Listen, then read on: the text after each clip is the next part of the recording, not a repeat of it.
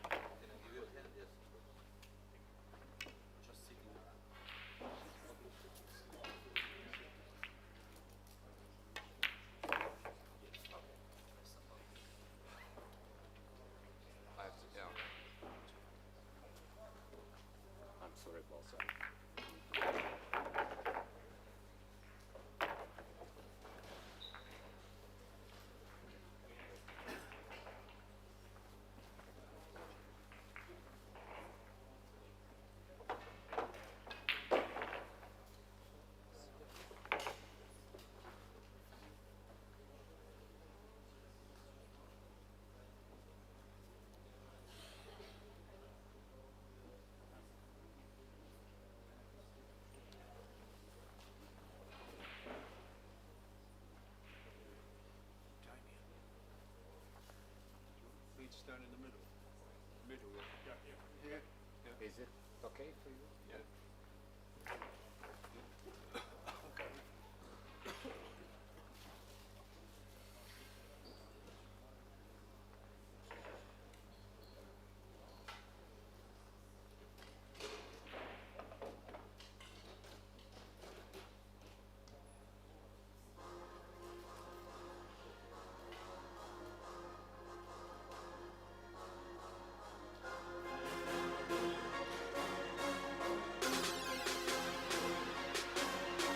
Ladies and gentlemen, good evening and welcome to the Kamui European Youth Pool Championships, organised by the European Pocket Billiard Federation. We're at the beautiful Therme Olimia resort here in Slovenia, and we're starting with the semi-finals of the opening straight pool division. So let's introduce our competitors. Firstly, on table 4, it's the under 19, so welcome. From Portugal, Ruben Gomez. And representing Germany, Martin Rosa.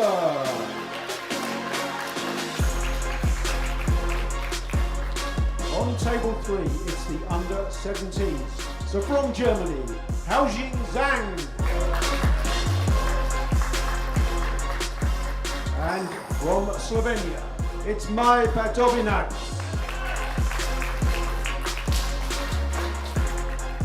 moving on to table 2 with the under 17s. Representing Slovenia, Max Benko.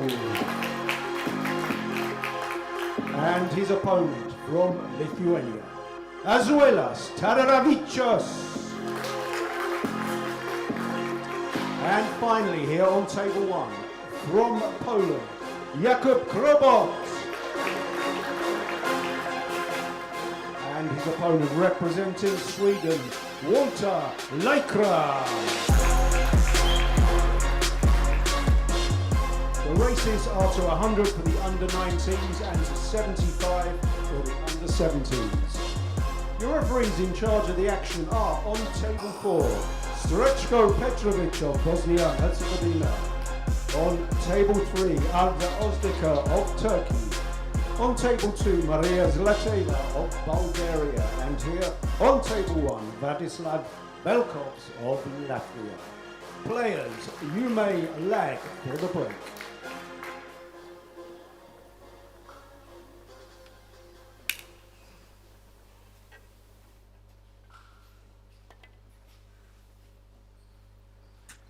Welcome back, everybody, to Pro Billiard TV. This is the Kamui EPBF European Pool Youth Championships, and we've got a great matchup coming up between, from Poland, Jakub Krobot, and from Sweden, Walter Laikra.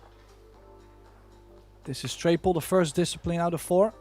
I expect this one to be a very, very strong match. Seen Walter close out this race to 100 in, well, he was supposed to do it in 2 innings, but he missed his final ball. But still, he finished in 3 innings.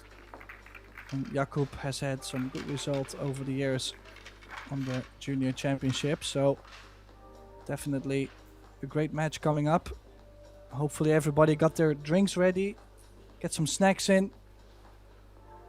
This man right here has been playing a lot of, well, professional events, a lot of majors, big events.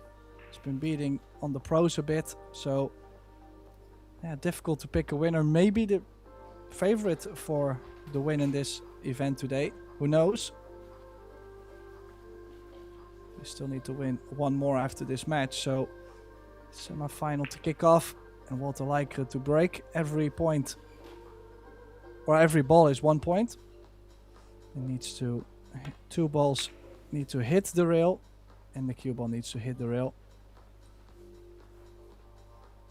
Decent cue ball, not frozen to the rail, and a shot on the 1.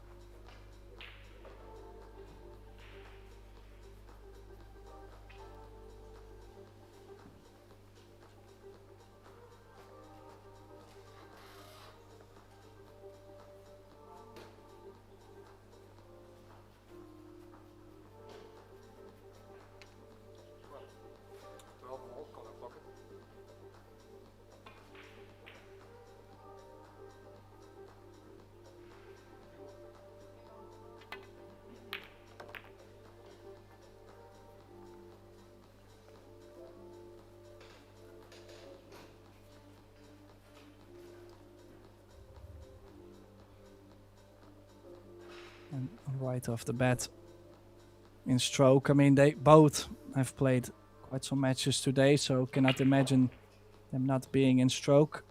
Mainly fatigue would make them lose the cue ball, maybe miss out on some details, as in where to hit the stack, how to avoid or actually open the clusters. Will be interesting to see how they handle with the fatigue.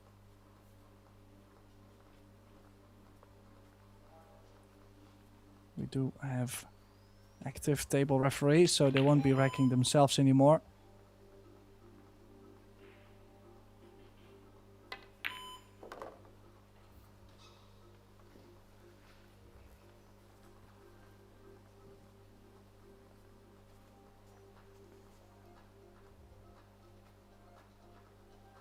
Referee for this match, Vladislav Belkovs from Latvia, long time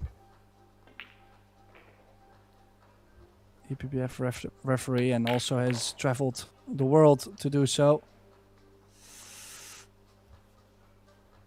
of an aggressive one there. Landed a bit funny.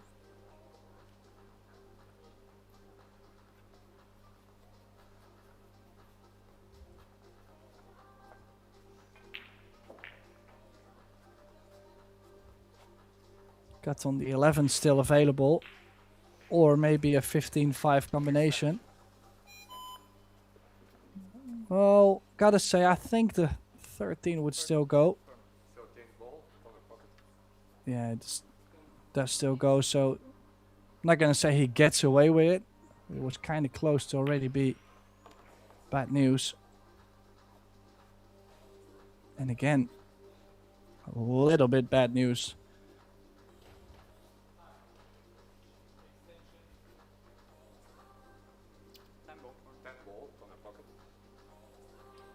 So instead of the cut, he's taking on a 7-10 combination. Very missable. There's some space in between. Has to cut the 7 and the 10 a little bit.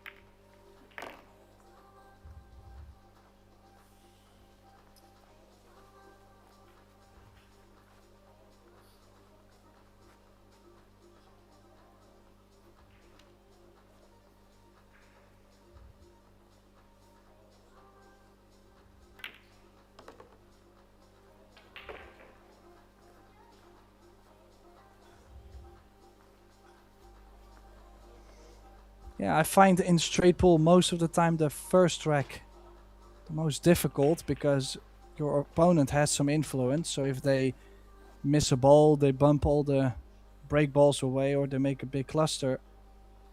You cannot just go for the open shots. You need to control the whole thing and leave yourself perfect to continue.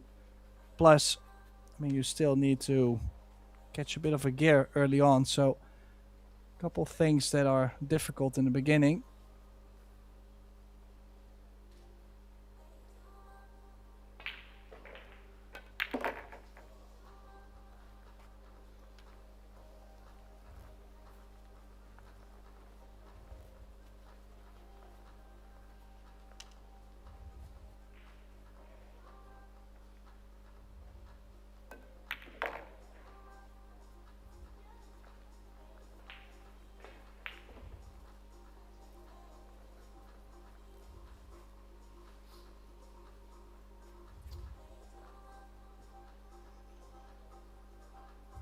Yeah, overall, things haven't opened too pretty in this rack. I think it's just okay. The 8 does go into the middle, I believe.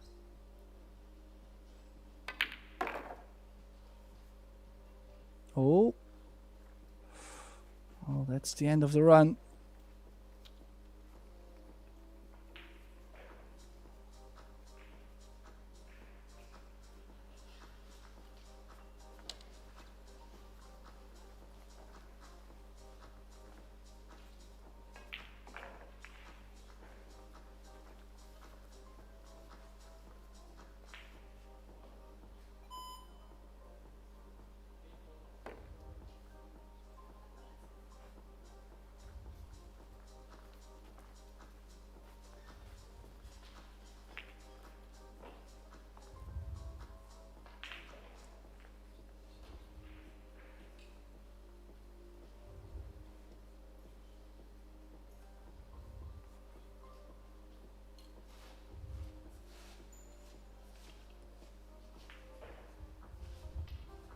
Also looking to stop the cue ball with the 3 ball. I think the 6 might be a bit fast to do so.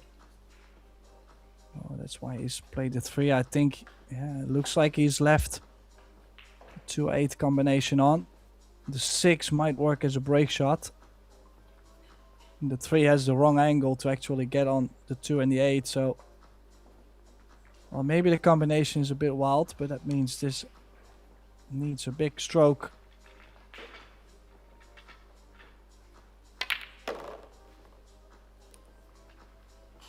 Oh, and talking about a big stroke, look at that, low left. It's made something happen there.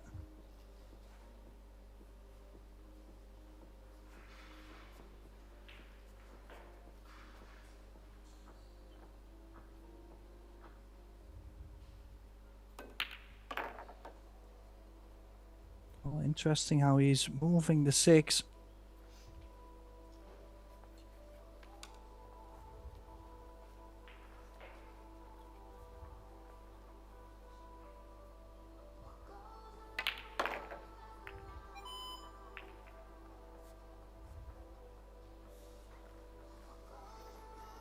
Yeah, we'll have to do with, well, not a big distance, but we'll have to do quite a lot on the cue ball to still be able to open the rack. At least he can say he's taken full advantage. 14-0 lead for the pole.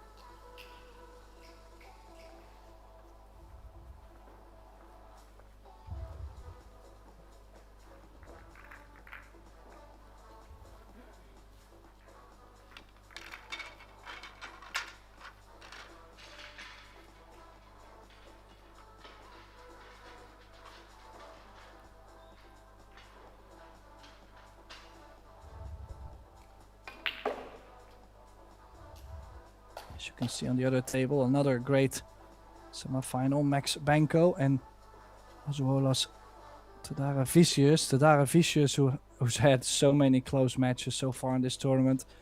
So actually, just for his well-being, I would hope for him to win this match in an easier fashion, but cannot imagine against Banco, another one of those players that has been investing a lot and played many big events the last years.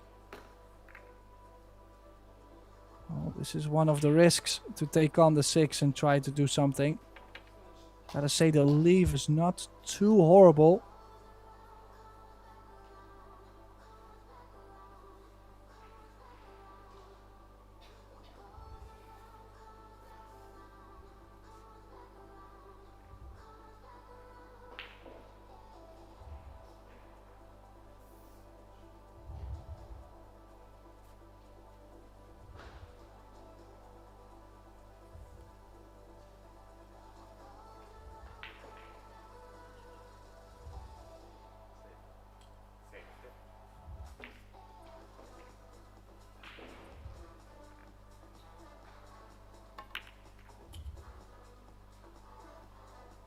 Ooh. At least had to bring the 8 ball to the center of the table.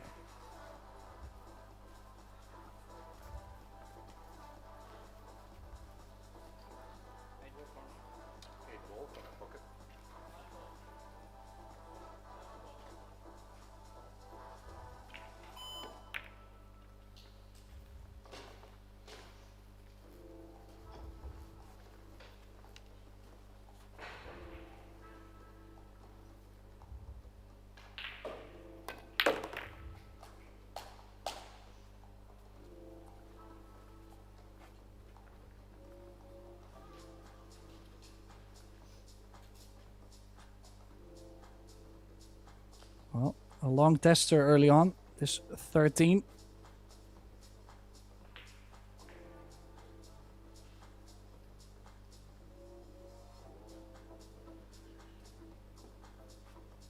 Oh, some doubt. Sticky in the arena, no glove, carbon shaft. No problem in the end. But he made me a little nervous there by standing back up.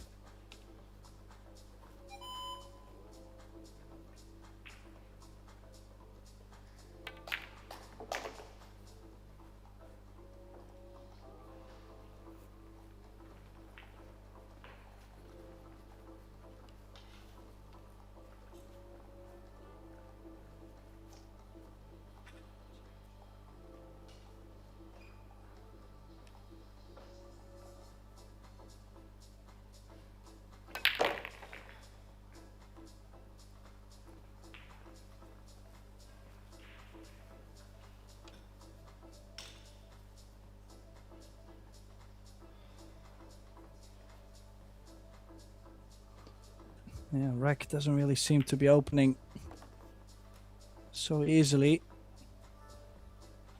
I'm surprised he didn't go into them again.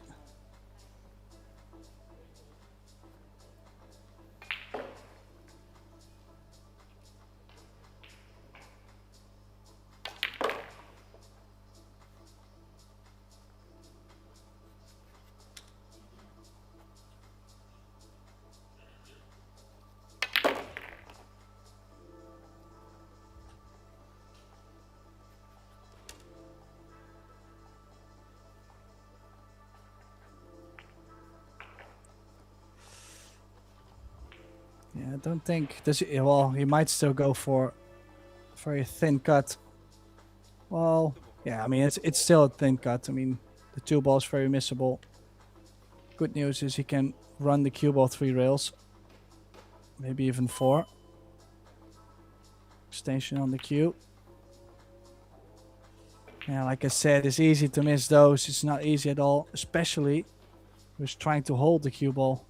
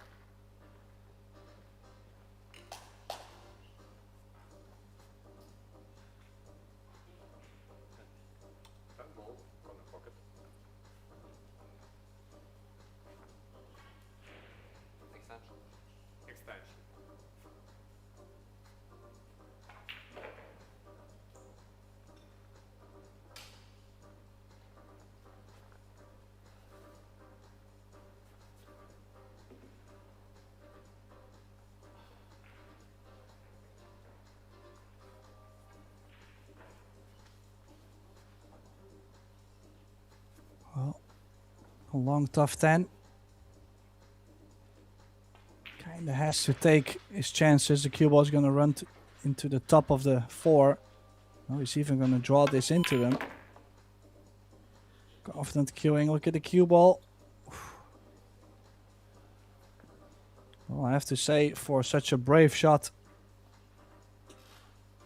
Yes, the 14 landed over the corner. But the 5 ball, another break ball. The 3 ball, possibly on the worst position on the table. It's always nasty near the side pocket point. The 4 is not gonna work as a break shot either, so a lot of work to do still.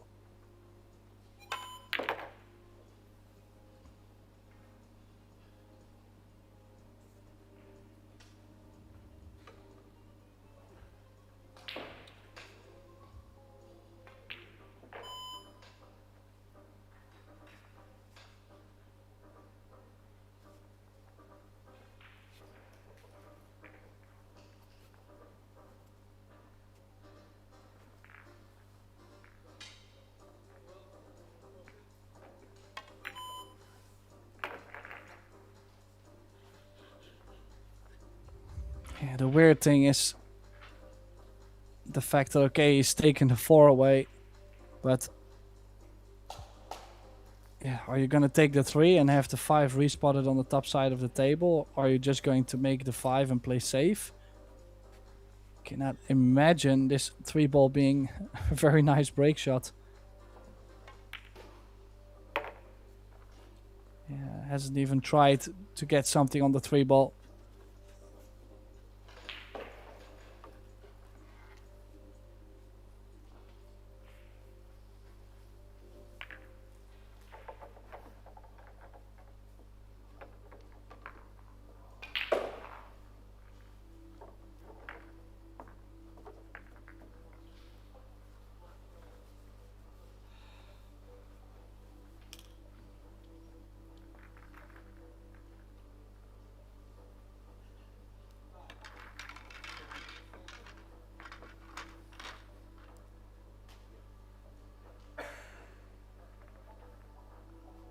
So Vladislav Belkov's racking the balls.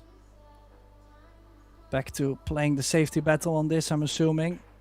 In the meantime, Max Benko 20-9 for Tadara Vicious. Small lead.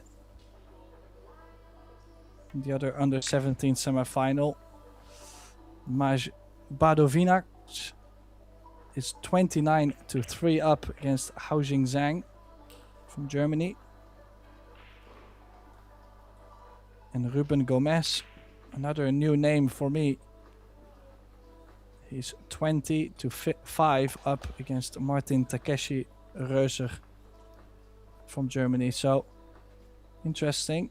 Seems like most of the matches starting with a lead. Of course, it's not enough to win the match with. Is he going aggressive on this 9? Could cut this into the middle, but he's called the bank.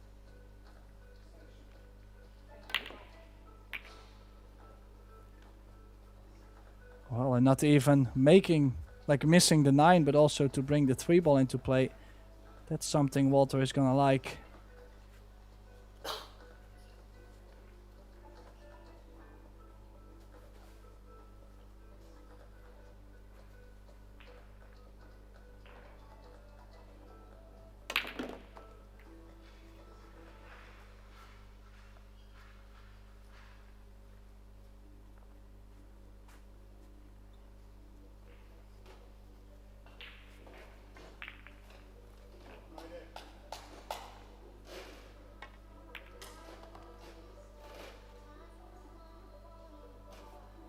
Yeah, immediately pushed a couple more balls out of the stack. Just gotta find the right timing to do it again. Ooh. Well, what about this? Play the 2. Kind of free. Let's say you're always going to have the 14, 10 or the 8.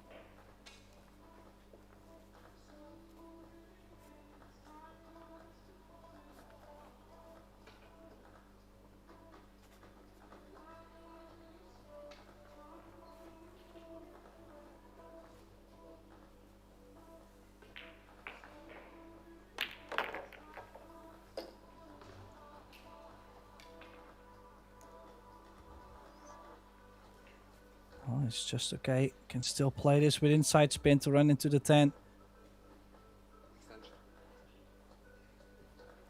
Seems to be not so happy. It looks like, from this angle, looks like everything is just fine.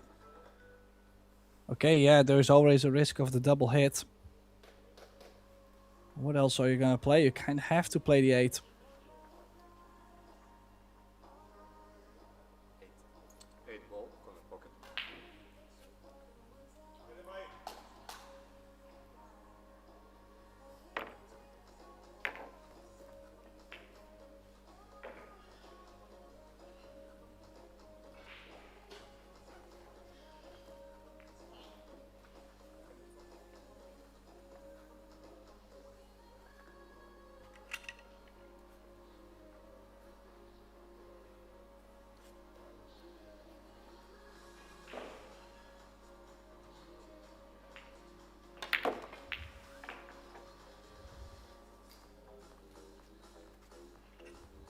I was just waiting quite long still with the 10 and the 4.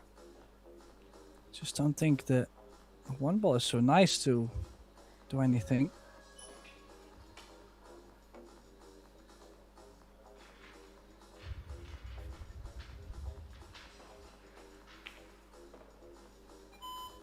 Like I said, the first rack of a run.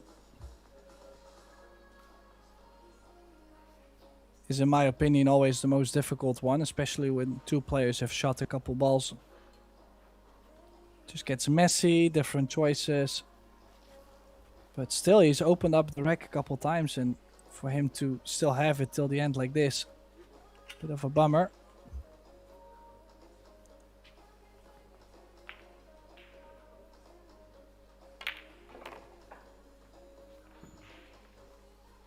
So he's probably going to play 15-1 combination, which means he's going to take away his break ball to keep the break alive, which sounds strange. But if you miss early, your break is never going to be alive. So to take away at least the 3 extra balls and see what you're going to get after might make sense.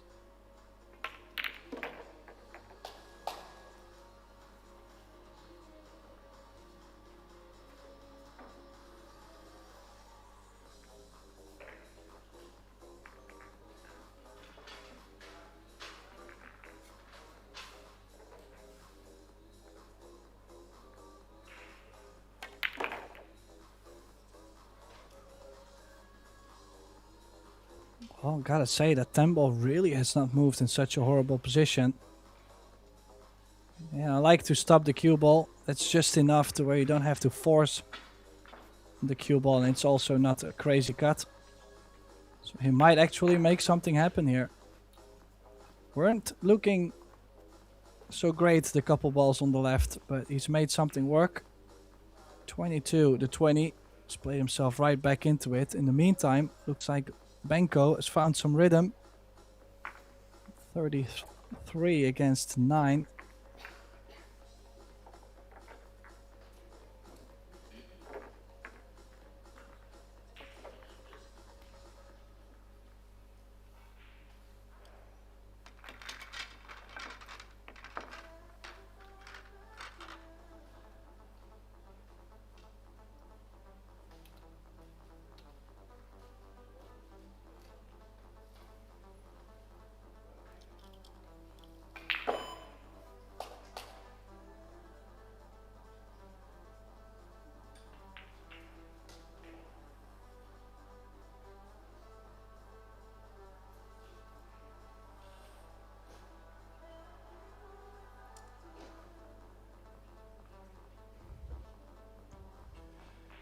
Yeah, the other tables, Badovinac on 30 against Zhang 14. Gomez 19 against Reuser 7. So it did look like all the tables had one player taking a big lead, but now not all the tables are looking to be like that.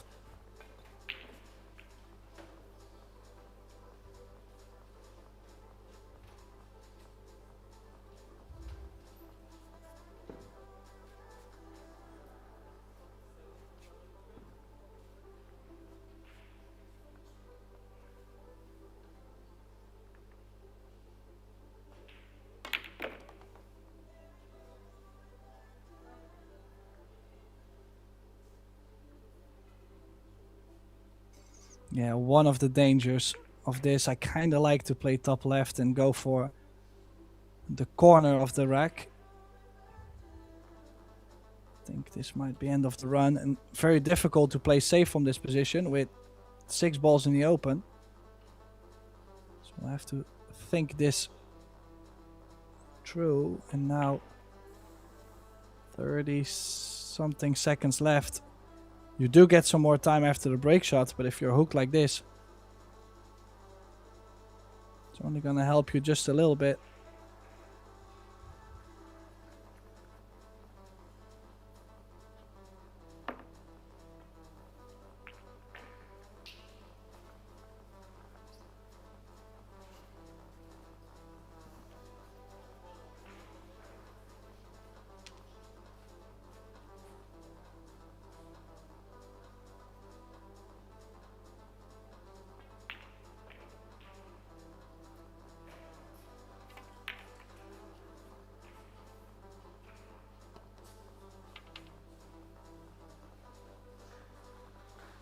Yeah, that did wobble for a second, but it still counts.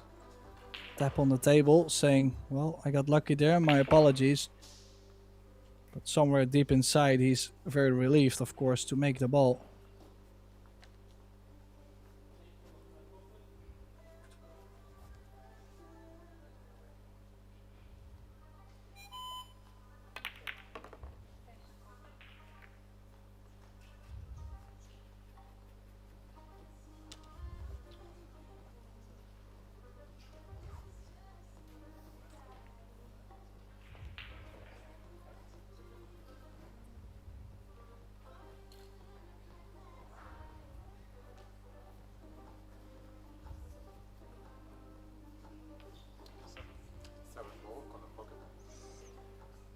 So let's see what we have. The 7 still does go. I don't think there is a combination on the 1.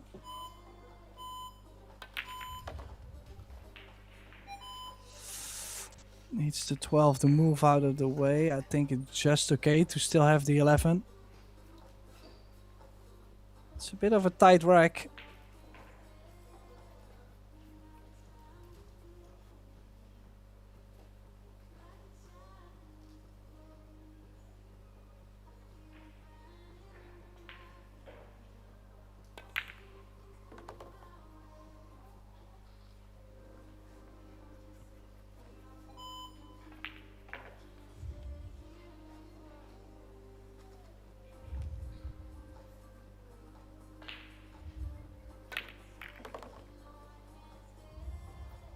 Oh, and what a split he's played.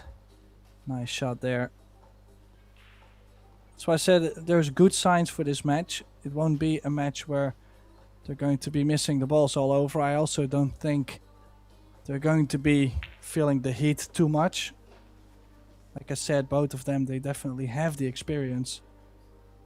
And of course everybody feels pressure, but for one player that means they're gonna miss 4, 5, 6 opportunities. For them, might only be 2 or maybe even 1. So, just depends on what happens during the match and the scoreline, how it will go. I have to say, he keeps going into these balls with a very soft base. It doesn't really push the balls open.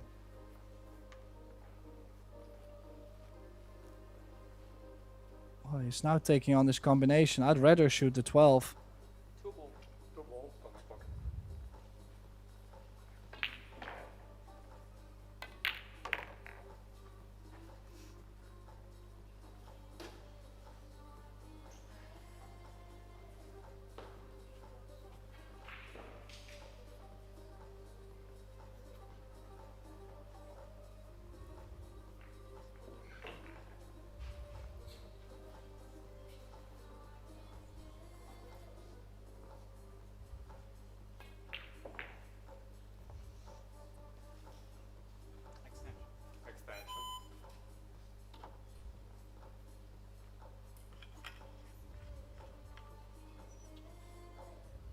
Well, can he still cut the 14? Of course, he doesn't want to play the 3 ball. Yeah, he can still cut the 14. So that means he's got something to work with. The 9 will be decent to get angle on the 3 ball. So 12-5.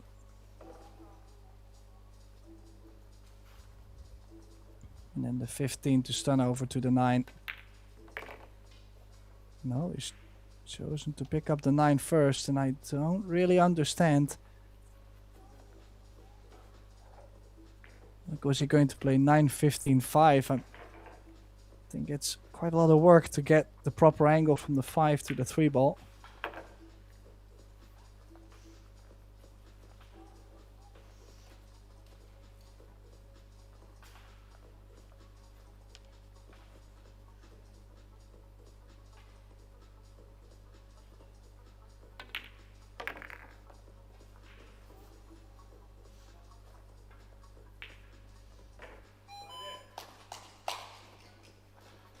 Well, at least he's given himself a good chance with this angle.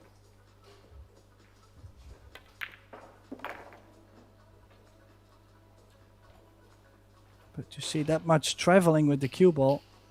It's not easy to give yourself a pinpoint position.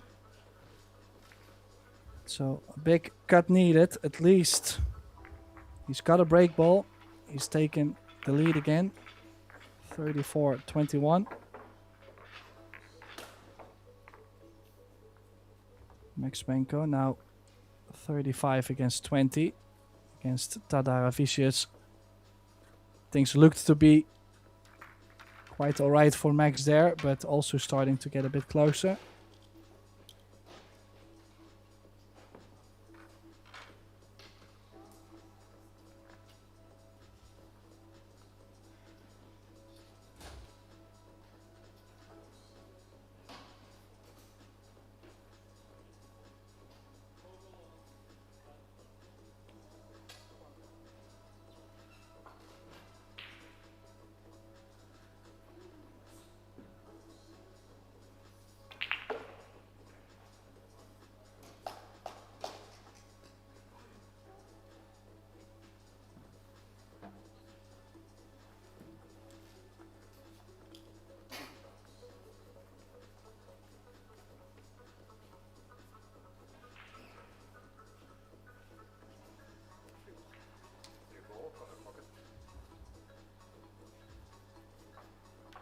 Yeah, a lot of people don't understand this kind of shots.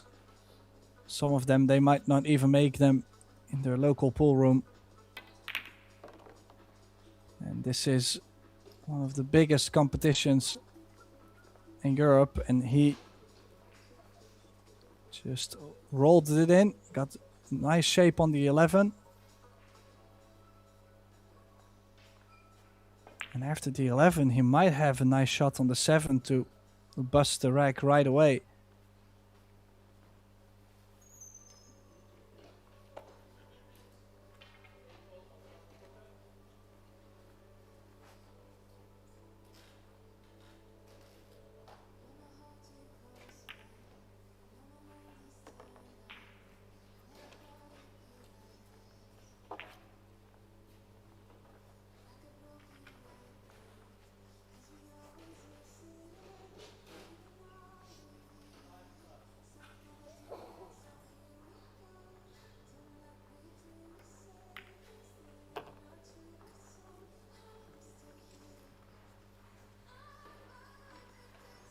Yeah, still surprised he chose to take away this first.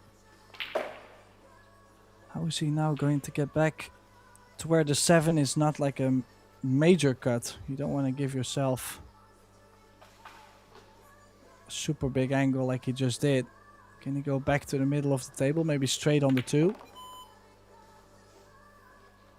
2 to the middle, wrong angle.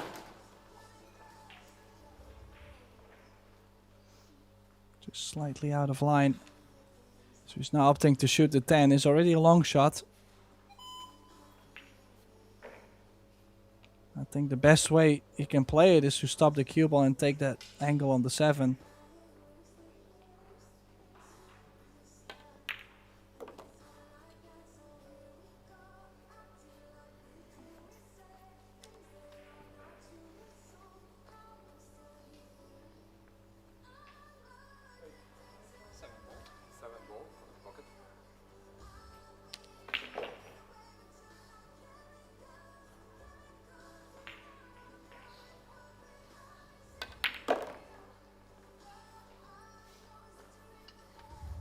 Starting to get very comfortable. You can see it. I mean, the rack, okay, it's not opening up great, so it's kind of hard work to play yourself through it. But his run could have ended already a couple times, this rack, where he was leaving himself, in my opinion, a little bit more difficult. Now again, did he put himself straight? It's just a really small angle. Well, from this angle, I would say a bit better.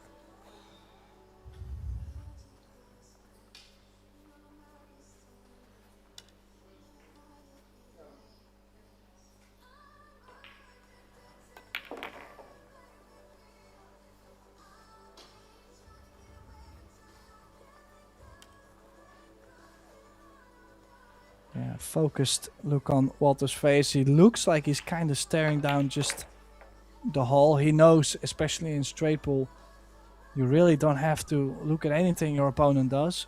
There's an active referee, so if there's any fouls, they will tell you. So in this case, best way is to wait. Don't get aggravated by what your opponent is doing. Just tell yourself, if I get another opportunity, I'm gonna run 79 out.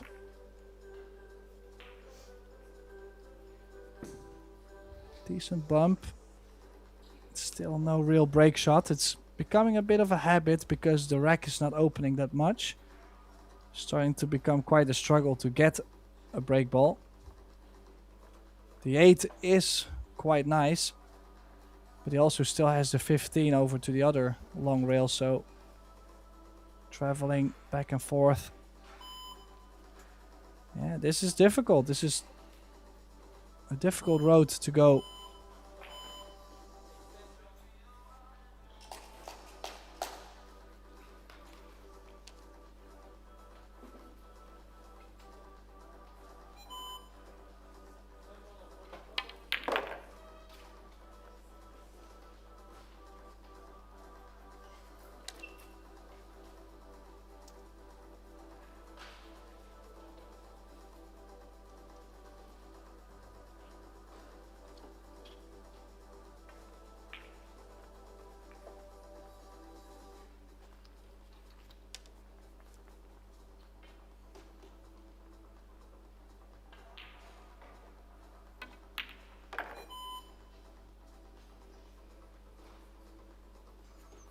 He's making something happen, to be honest. Like, this is now 2 racks in a row, where on the last couple balls he seems to fire his way out of trouble.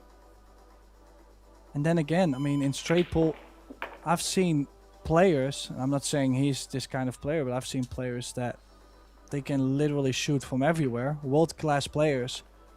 Not necessarily playing the best patterns, but, you know, at that, every time they get to the table, they feel the shot that is just fitting their game. And as long as you don't miss and you can get the rack to open, there's nobody that can disagree with you. So, of course, everybody would like to play great patterns like Torsten Homan or Niels Vayen. And plenty more. But everybody's got a different style, and if it works, it works. Now, as you can see, break shot for Max on the 4, 48 to 20 up.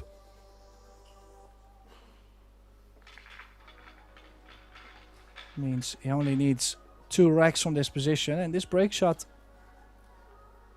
is quite decent. It's got a nice angle. Can catch the top side of the rack and slide the cue ball forward into the right long rail. Now, I make it sound very easy, but they also have to stay composed.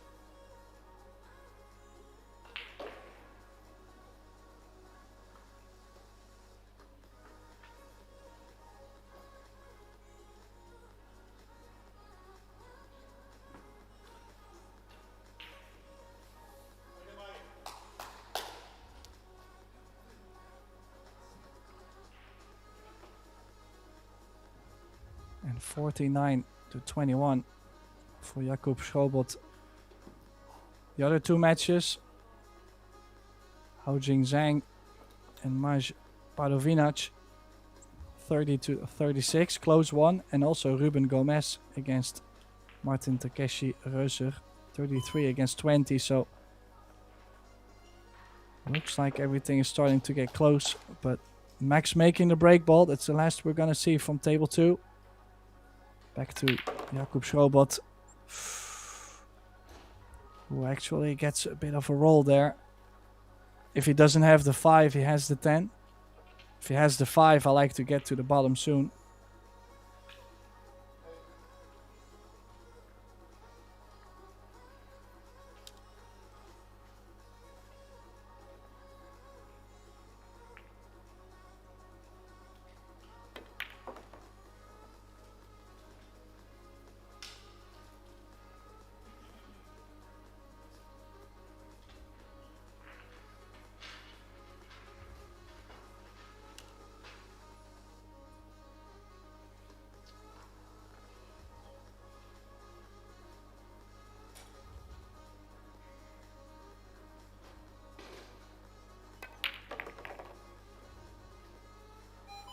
like how he's played this. It's like a stun run. Kind of took a chance to still give the rack a nudge. So developing things early, I like that. Still taking care of the cue ball moving forward. So now 1 could go off the 14 to the 3 ball or to the 2 ball. Because if you land on the 2, you could run into the 12 and then you have the 7 and the 4 to the bottom right. So kind of depends. If you land on the 3 ball, you have to bust everything open. If you go to the 2, you can play a little bit more deliberate. Well, he's even going to play it more clean. He's going to try and get to the left side of the 9 and the 11, or that's what he was planning for.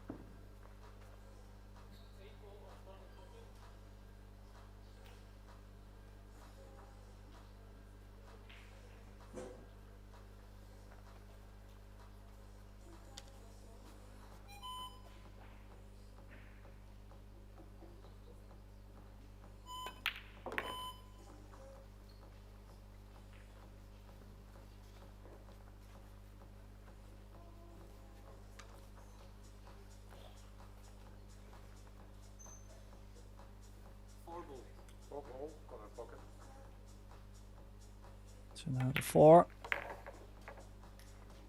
see another nudge. He is playing a decent pattern here this time. This rack working out a lot better. And also, I mean, I know I'm quite picky, but also these players are young. You know, this is just the under 19 division. They still have many, many more years to experience, knowing about the rack, knowing about what kind of shots they'll start to like more in straight pool.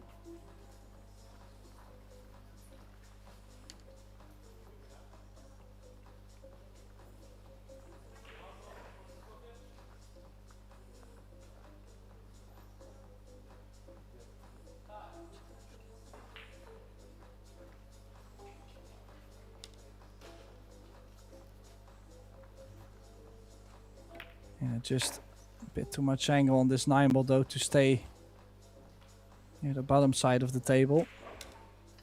I think I would have liked to have the 12 to put myself an angle on the 13.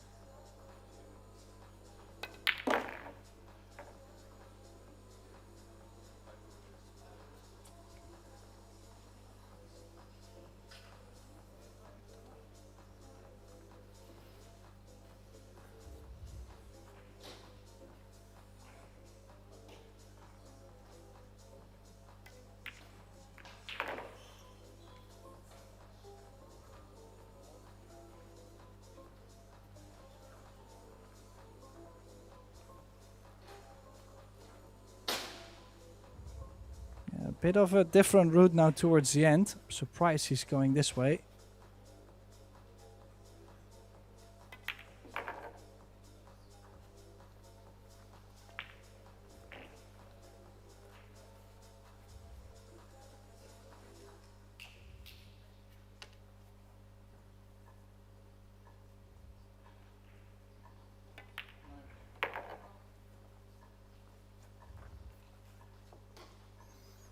In the meantime, things are really starting to look bad for oÞēcal because Shobrot has found something.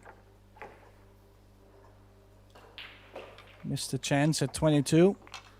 Had to sit a little bit in the chair, but from there he's taking off, and well, there's only a couple things that could stop him, like for example, what is he going to get after the break shot, or is he going to run out of position? But overall, he's looking to hit the ball nicely.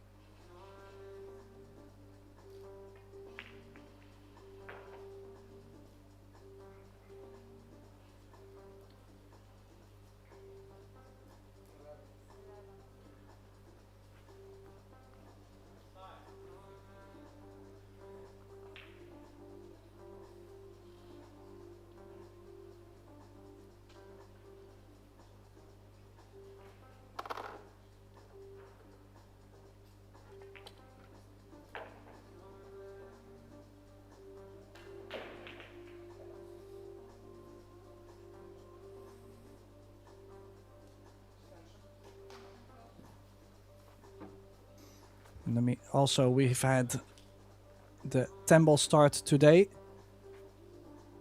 So tomorrow we will be continuing in the 10-ball division in both the under 17, under 19 and the girls division. And this is just day 2 out of 9 days. So make sure to stay tuned on Pro Billiard TV. We're going to have a lot of action. Also, some countries, not everybody has the right finances. Some of the countries, they can only send 1 or 2 players, or sometimes just for a couple disciplines. So we might see some new talent that could not participate in the straight pool, for example. And I think it's very enjoyable to see, the new players, the new generation.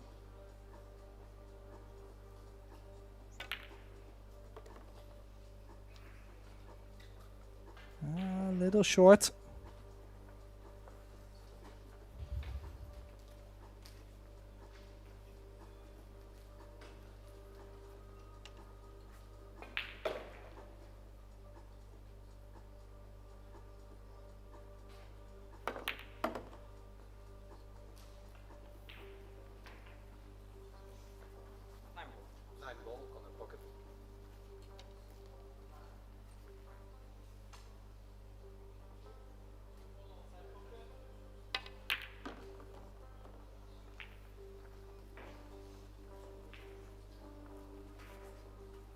And you would say kind of unstoppable for now.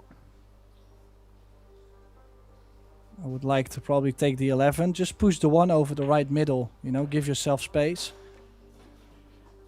I'm not too worried about the 10.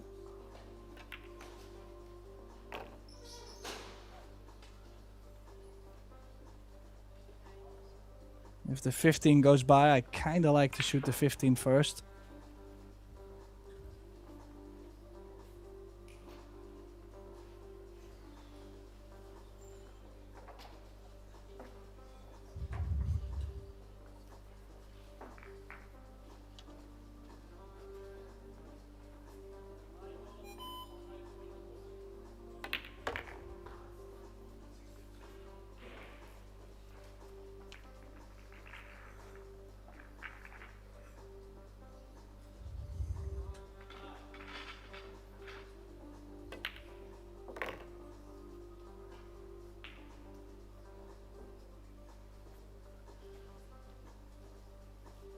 So he's keeping those 3 balls near the bottom, and on the left the 12 and the 10 are kind of limited.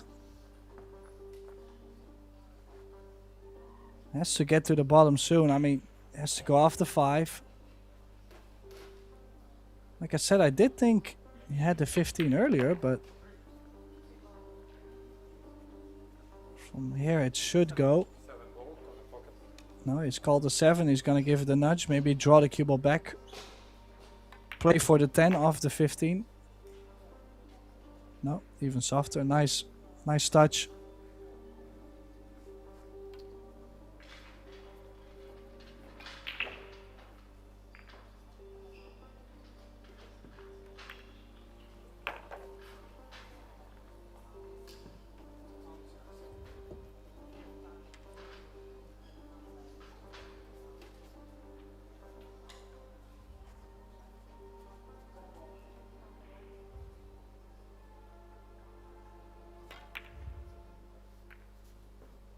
Oh, chose to go into the 12 and the 10. Could have played to the left side, the short side. Missed the 2. And kind of unexpected for Walt to come back, at least in this rack. So 74 against 21. He needs to put... you want to stay close. You want to put some pressure on your opponent. So I'm assuming he needs at least 30. Would love to go into the 40s, 50s.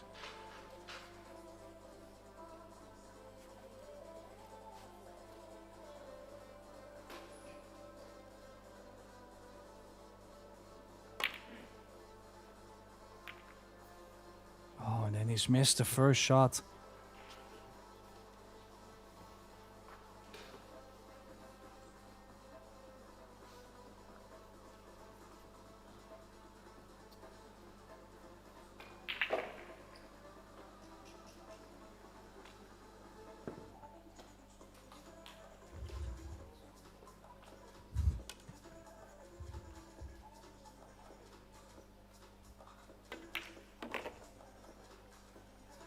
Yeah, the 12 still works as a break shot.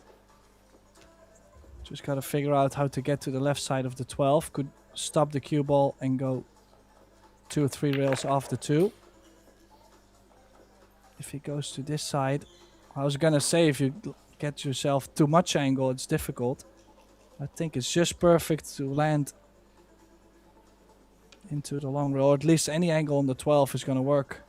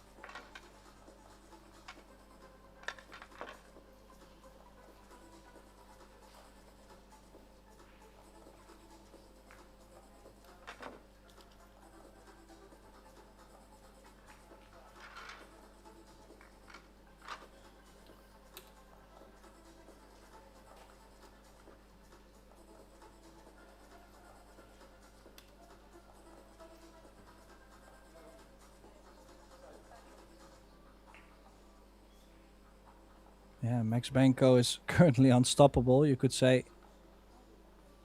Okay, he's found himself in a bit of a safety battle, but he's got a 46-point advantage in a race to 75. Very similar to Schrobot, if you look at in the long run.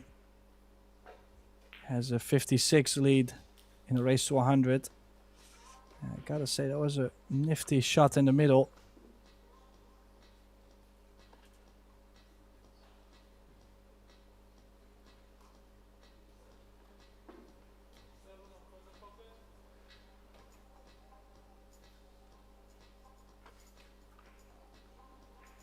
Yeah, like I mentioned before, we will have 3 stream tables on Pro Billiard TV this whole event. So that means the next 7 days also. And if you're interested in any scores, any participant lists or brackets, live scoring, just visit the EPBF, the European Pocket Billiard website, EPBF.com. Ooh. Oh, did take all of the corner there, but look at this. He even has the chance to go on the 10 and go aggressive again. See, in this case, I'd rather go into them and have more options available.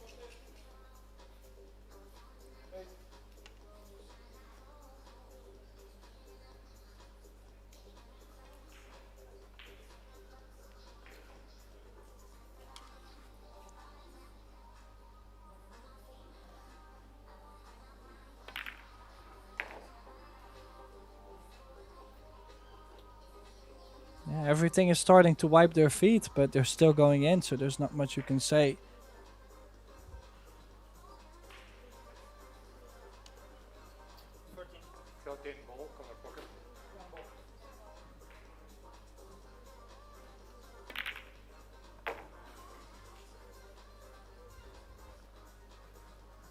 Well, now we're gonna see something tricky. We'll have to play the 3 ball into the middle. I don't think... I mean, just roll the cue ball into the 8. I don't think you should be doing much with the cue ball.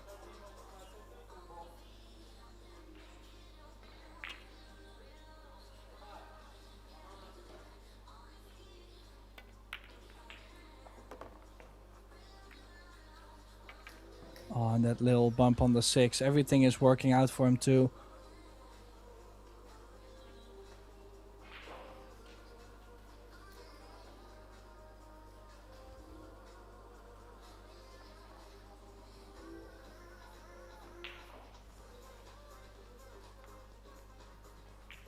Now, if the 11 goes to the left middle, that would be ideal.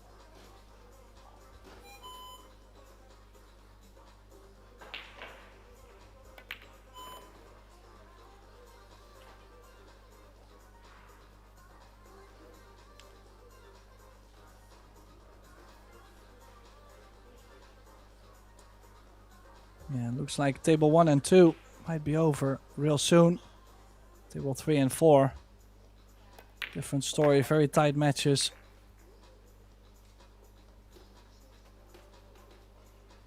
Okay, how are you going to open up the stuff on the left? You can go play the 8 in the top right and move to the 5 ball now. To play the 5 in the right, bottom right corner.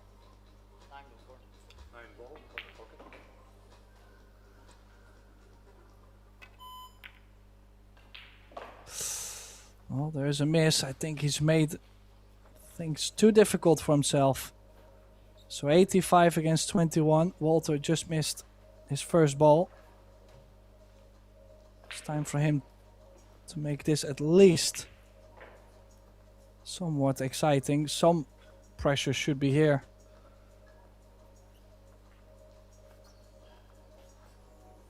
And if not, Jakub has played a better set. I mean, that's the only way you can look at it.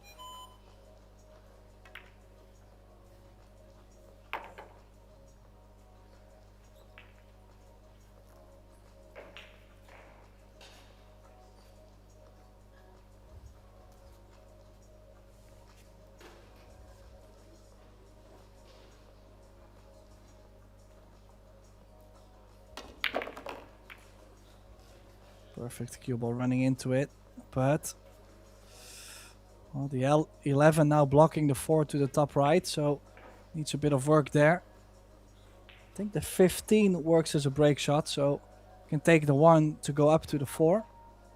You can use the 5 to get to the break ball. I think it's the only way.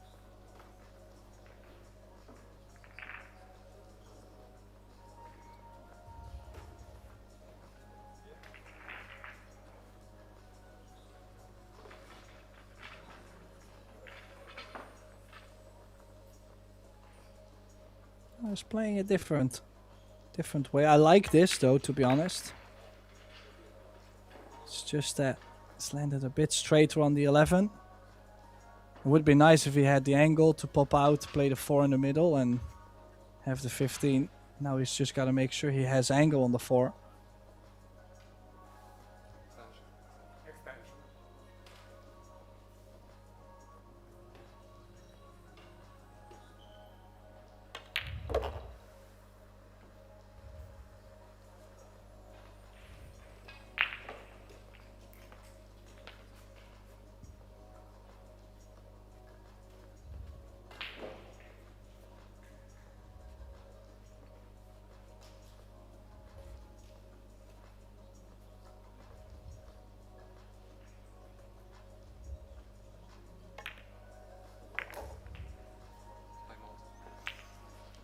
So he does have a chance. He's on 26. He does have a break shot and he's called his timeout. He's gonna take a little break. He's trying to come back as sharp as he can be. Probably gonna tell himself over and over in the restroom. Gonna tell himself, you know, it's just 74 balls. It's just 74 balls.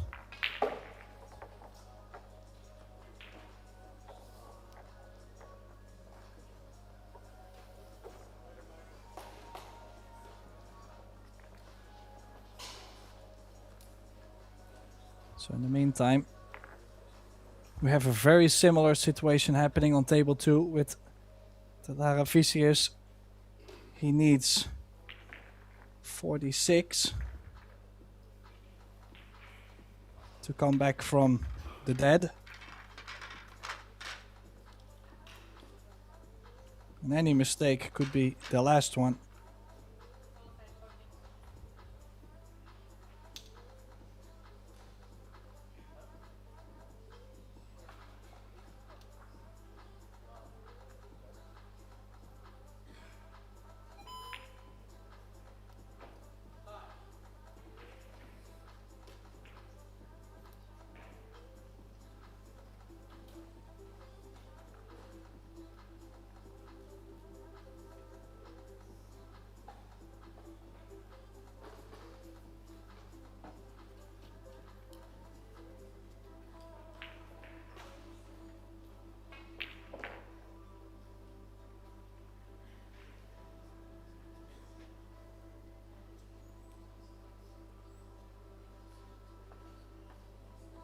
And still has somewhat of a cluster to work on, as well as, but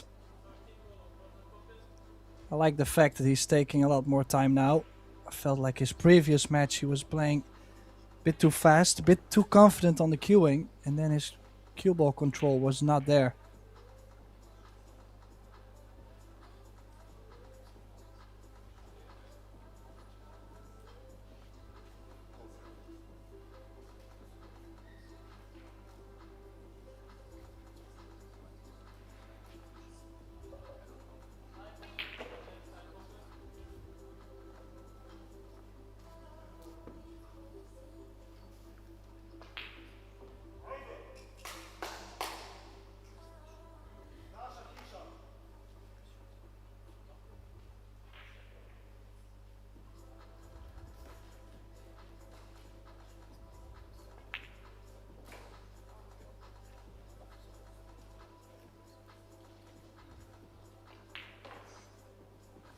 Now he has to take the 6 to draw into the 15, probably to draw the 15 to the left side for a break shot and to develop the other balls. Get a bit under. Sometimes tends to hit the ball a bit firm, so the draw doesn't take away so fast. Now back to this match. Walter on 26. He needs 74 points.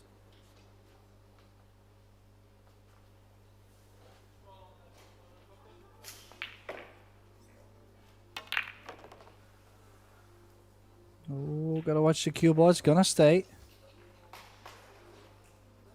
Of course, Jakub is...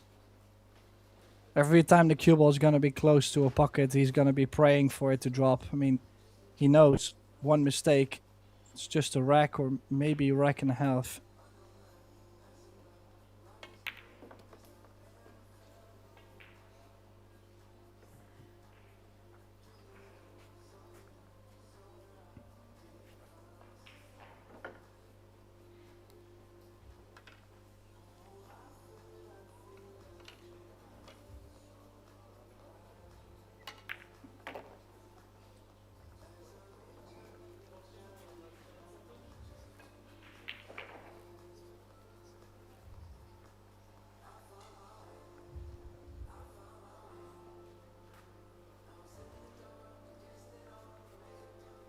Well, standing back up, a little bit of doubt.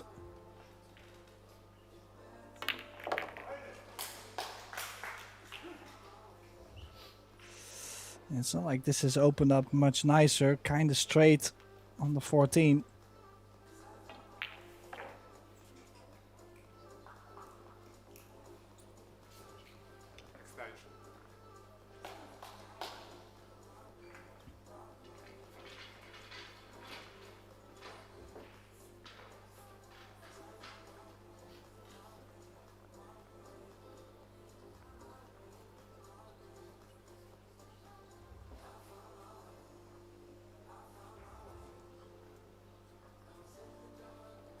Yeah, and he's now looking at taking on the 9. He's forced into taking a more difficult shot.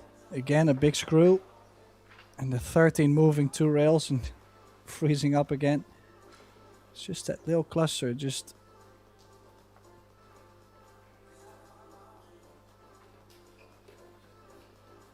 Yeah, not easy to get going when it just gets back together over and over. Could play the 2 and then the 14 to go back into it.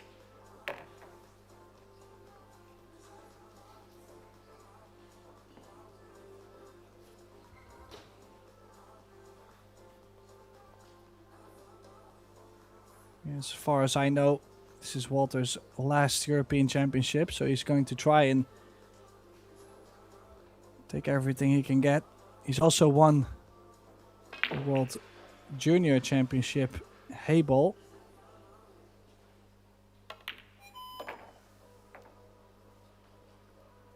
Some time ago considered one of the best, or actually was ranked the best player in Sweden.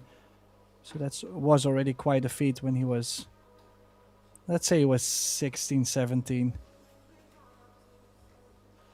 Not sure if that's still the case. I mean, Sweden has quite a lot of good players. But you gotta put the time in. And this too, like, he's really trying to open up that cluster and he's just landing ugly, queuing over the 1 to play the 12.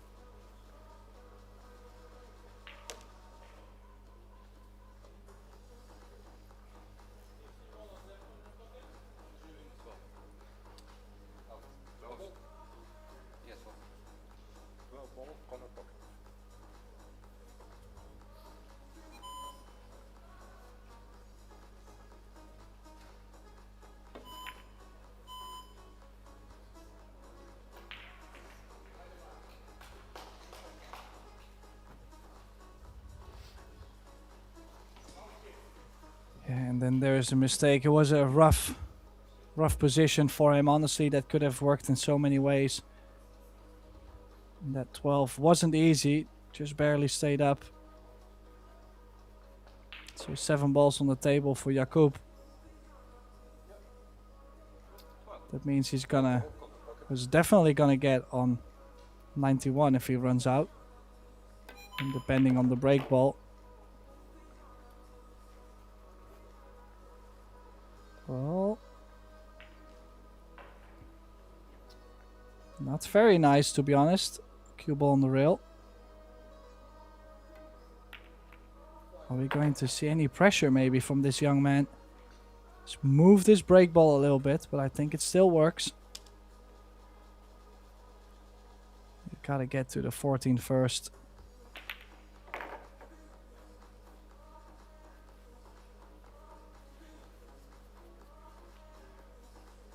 Yeah, I was preferring to be straight on the 14. Now, if you take on the 6, you'll have to do a lot more with the cue ball. I might consider taking the 14 and run the cue ball with low left softly into the 10.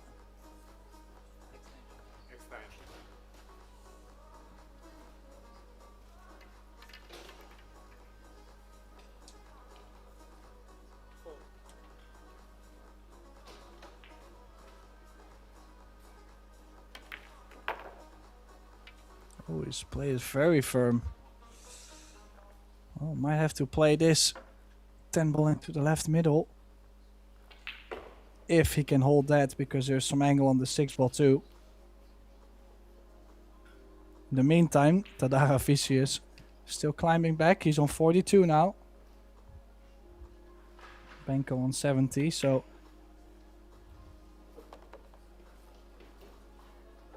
he's held it well. But I was just gonna ask, what kind of angle does he have? And I think this might be too small. I have a feeling he might have to play very conservative. Make the break ball, get yourself on 92.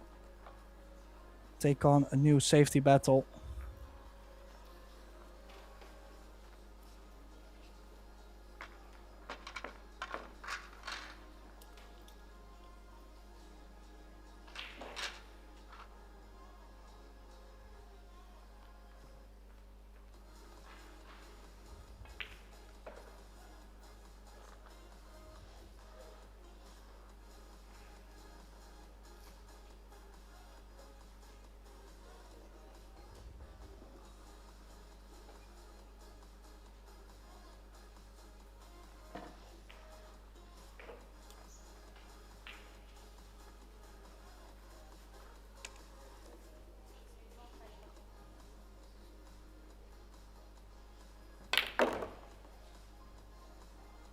Wow, he's trying to make something happen. Had to hit the corner ball so perfectly to get on something though. Don't forget, they're still young and young, fearless. They see an opportunity in most of the shots.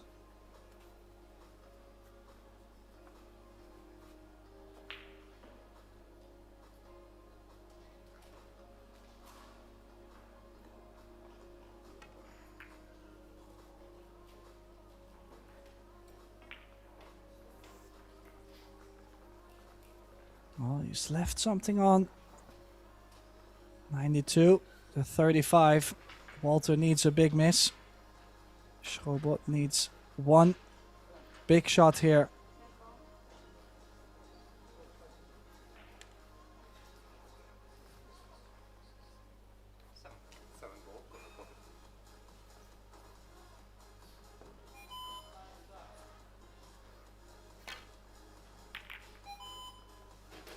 Yeah, he's missed it. He's missed it, and he's left the 7 on. So Walter back.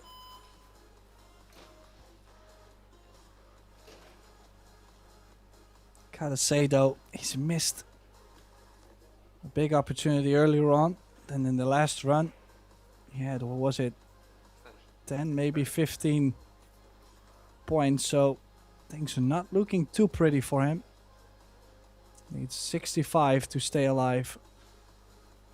Good news is should be playing to the center of the table to take on the 6-1 combination or the 2 ball. So he can at least hit this instead of tapping it. Yeah, I don't think this 1 ball is missable, so top spin. Rip him open.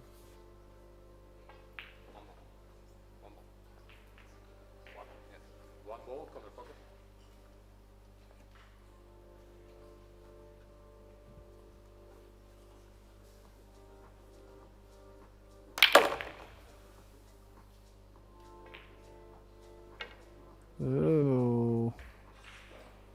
Oh boy. Did he even get on the 15? Yeah, who would have thought the 11 ball was gonna join him with the 8?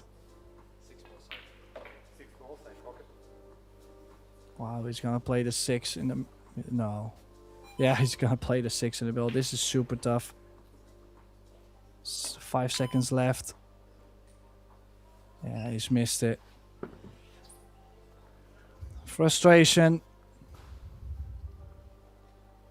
It's not like he didn't really get any opportunities, just it's not happening this match. I think overall on the day he's played well.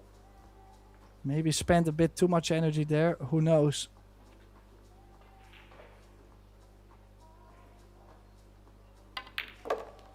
So now the Pole just needing 8 balls. He's not even going to bother the 8 and the 11. Could give the 3 ball a soft nudge. He will always have the 15 or the 12 in the middle. Well, I guess he's not gonna bother the 3, 8, 11. But yeah, overall it doesn't matter. Maybe there's a combination. 11, 8, who knows? 6 balls needed.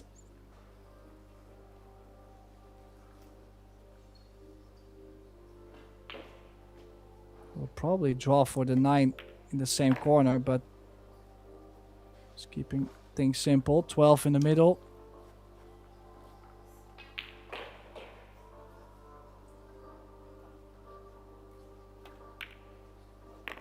Yeah, no doubt. You could see it back to like how smooth his wrist, his arm still was.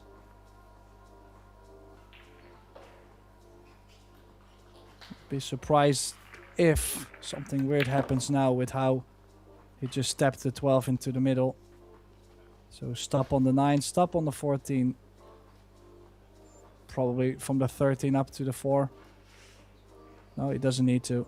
Only 3 balls. Oh. Interesting.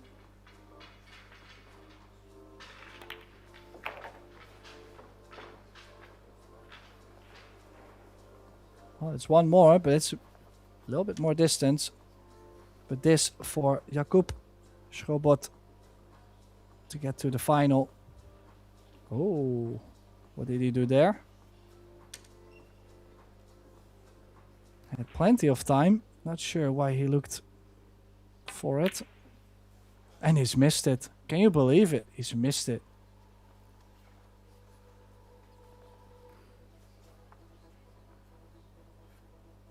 And obviously something has happened in that corner. I just seen Walter look that way too, but yeah, for Walter, he's on 37. He's got a cluster with 3 balls. Probably has nothing to do with it.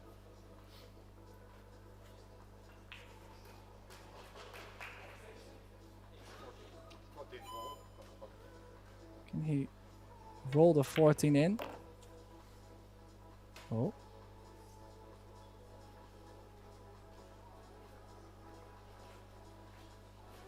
I don't really understand what has happened. Does he still have maybe an 8th 11 combination to the bottom right, or does he have to take...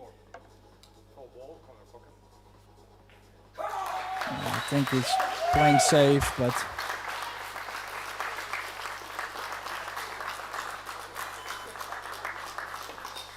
First finalist is there.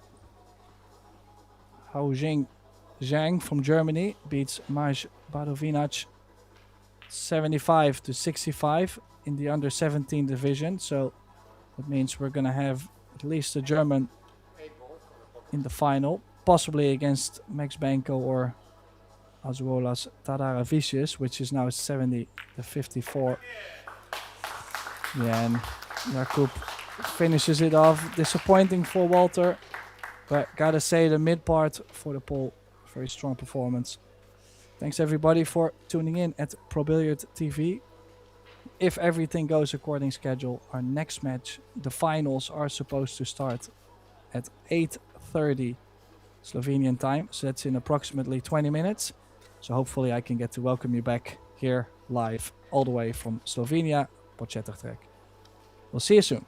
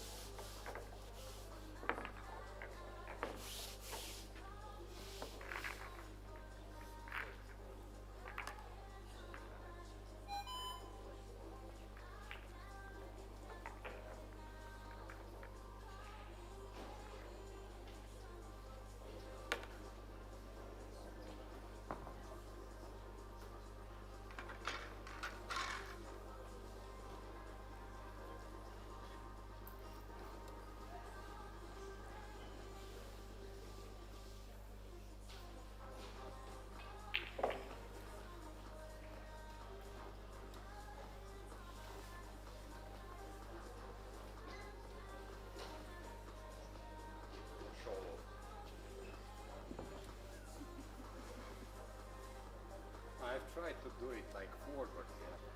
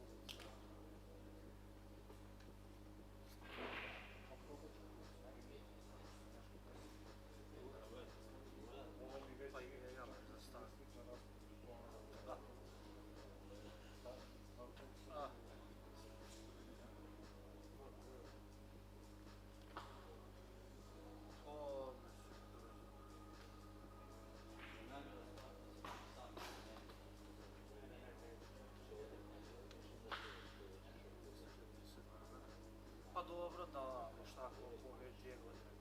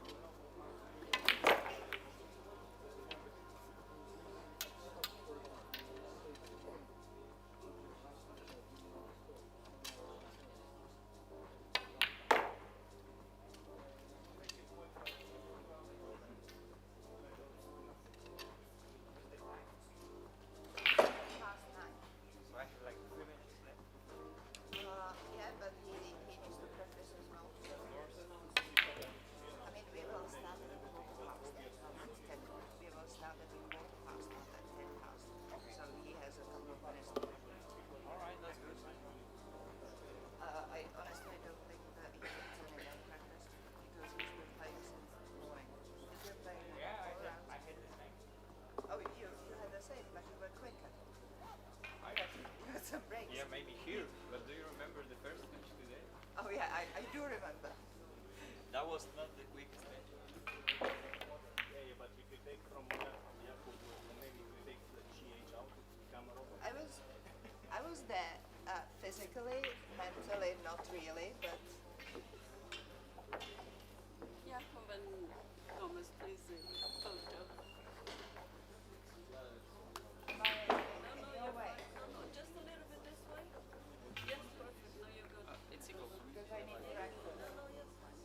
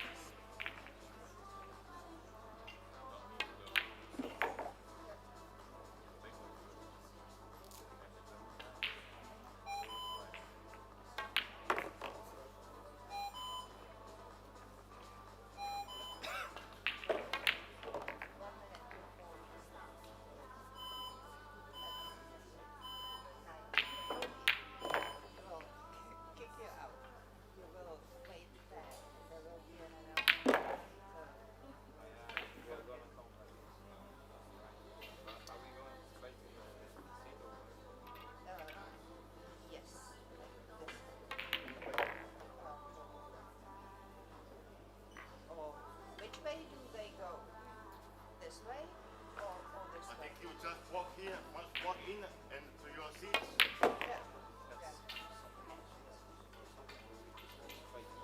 Go straight there. Then Luke will you sit. Luke will say something like players you would like for the break. Then you will come to the table. Then you can shake, not with me because we've already did it. Don't too much. You finished? Quickly. Yeah. You have 1 minute.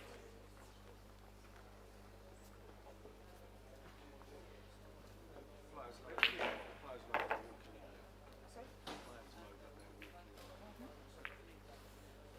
And they're running away.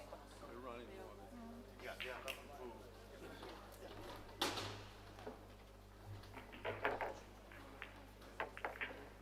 I'm coming looking at you. I'll keep standing to my left. Don't worry.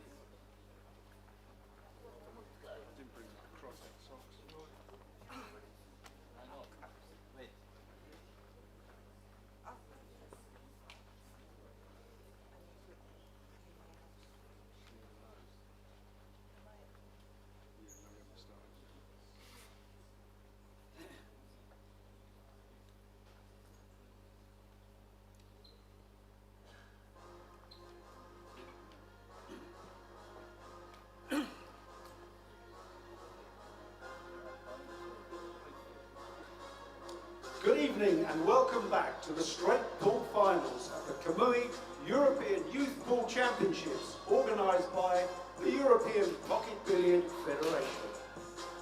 Taking place at the Therme Olimia resort in Podcetrtek, Slovenia. It's our first gold medal deciders as we welcome our finalists into the arena. Firstly, on table 2, we have the under-17s final. So let's hear it for Slovenia's Max Benko.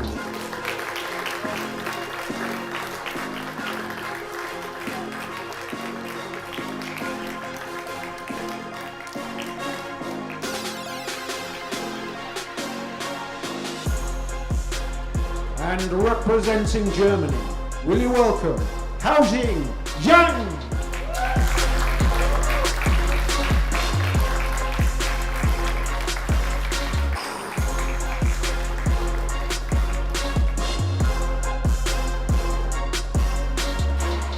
Moving on to table 1 and the under-19s. He's representing Poland, so will you welcome Jakub Krobot?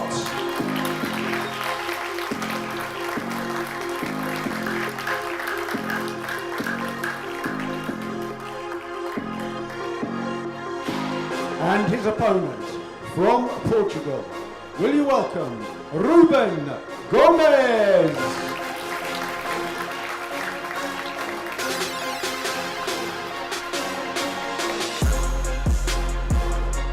The races are to 100 for the under-19s and to 75 for the under-17s. And your referees in charge of the action on table 2, Alexandra Valash of Romania, and on table 1, Eva Podcetrtek of Czechia. Players, the very best of luck, and please lag for the break.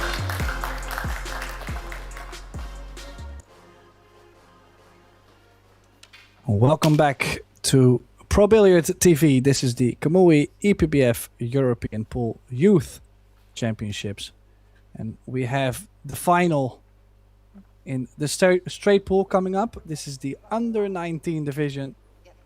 And, well, I have to say, Jakub Krobot on the left from Poland dispatched Walter Leikre in the semi-final, played really well. So I'm looking forward to see this young man from Portugal, Ruben Gomez, trying to take his first title. Never seen him before. obviously didn't drop straight out of the sky, so I'm sure he's put the time in. He's ready to take the title. So it's a race to 100 points. Every ball that goes in is worth 1 point. And in the other final, in the under 17 division, we have Haojing Zhang against Max Banco. Another one of those matches similar to this one is, well, Max and Jakub both the favorites in my eyes. And we just have two players in the arena new to the occasion. I usually like to see these kind of matches to see if they can bring it. If you want to be the champion, you gotta beat the best. So Jakub Schobot to break the balls, to nick the 10 ball, trying to get 2 balls to touch the rail and the cue ball back up table. That's the minimum he needs.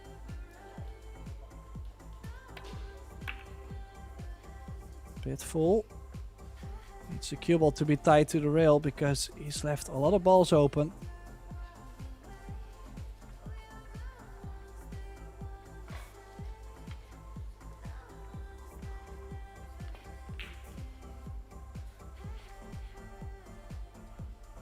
So first shot for Ruben Gomez. Trying to feel the shot. Has to be careful though. We are using a 35-second shot clock. Of course, 1 extension each per rack. And after the break shot, you do get 60 seconds to figure out any map. And you could hear the beeps in the background, but he's come up with a nice long shot there, including the result. So he's amongst the balls.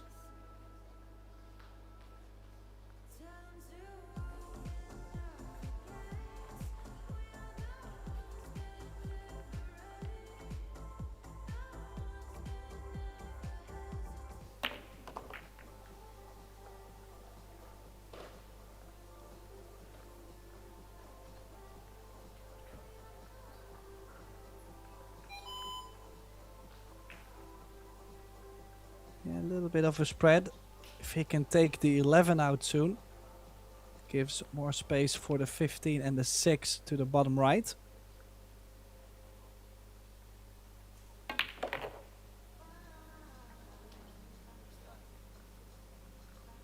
Oh.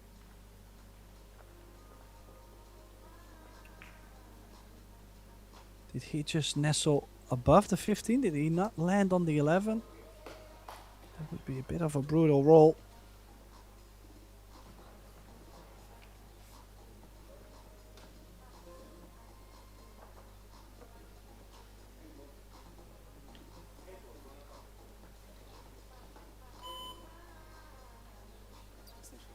Extension.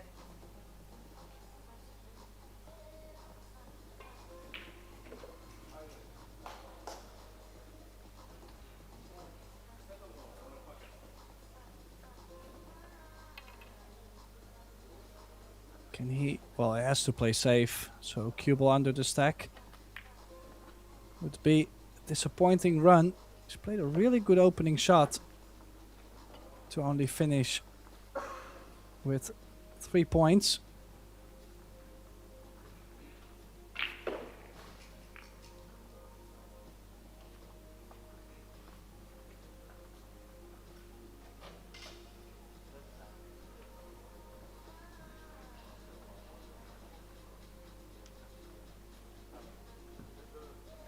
It's not an easy opener, but I'm sure he's gonna take this on to the top left. First shot of the match, right into the heart of the pocket, and he does have the 6 too. The 6 in the bottom right could go into the stack.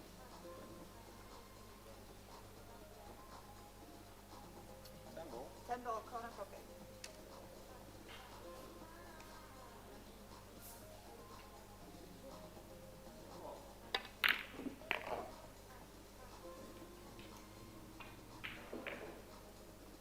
Well, did go for the combination, so something is off about the 6. Maybe he's afraid to clip a little piece of the 1.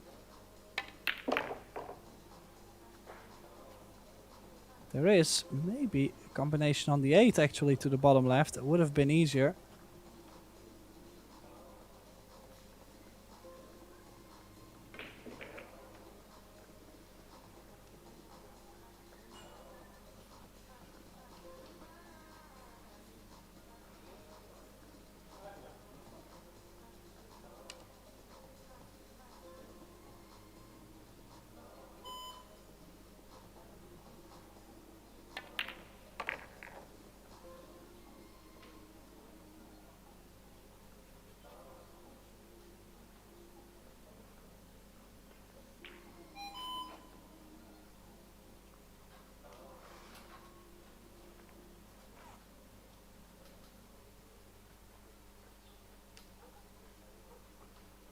Yeah, this young man, especially in the semi-final, I think he ran 50,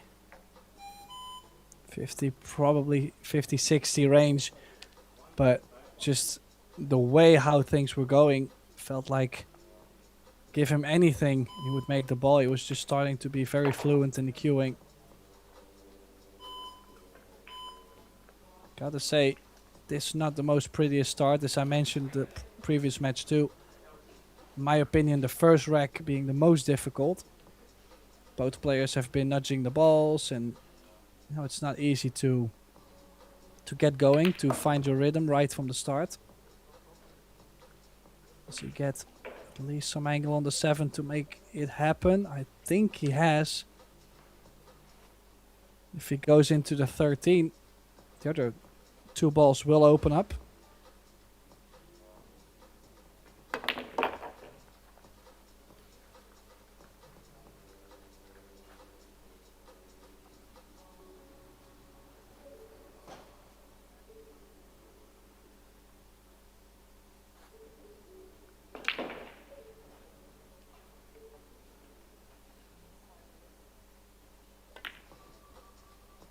Yeah, like I said, just feel so comfortable around the table.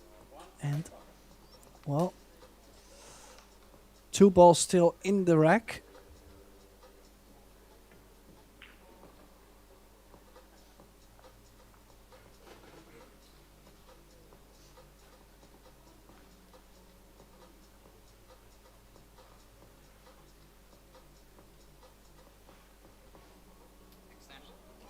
So could leave the 12, but that means he will have to take a more difficult shot into the middle. If he takes the 12, he will have to work something out for the break.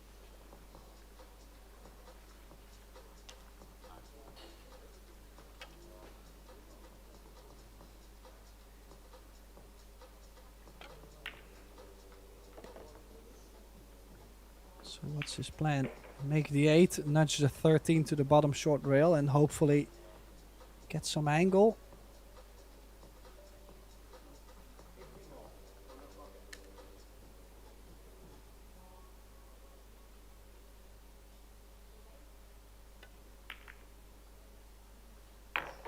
That's what he's tried, but this run will be over soon.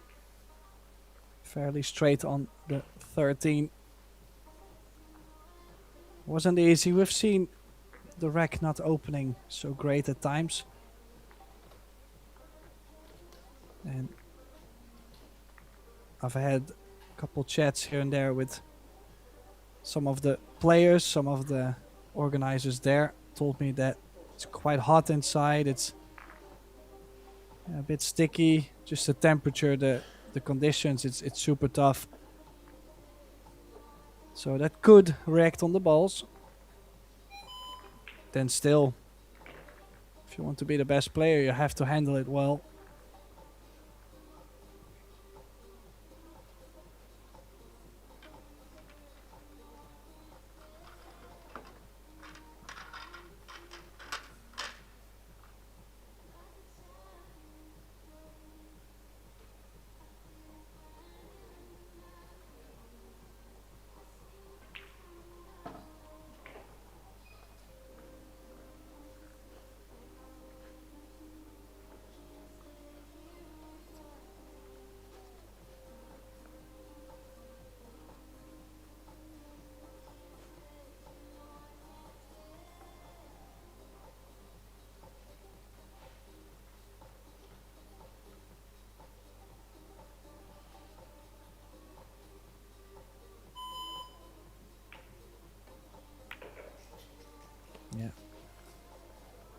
Safety play it is.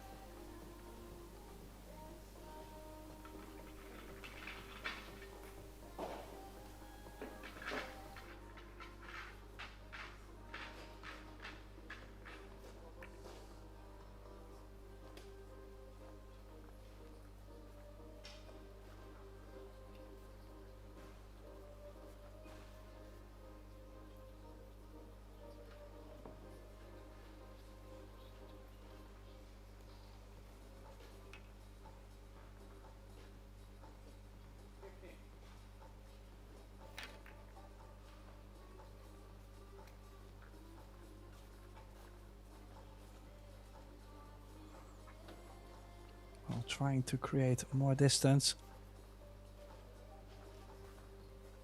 I mean, I like the shot where you bank the 12 ball one rail against the stack, just soft.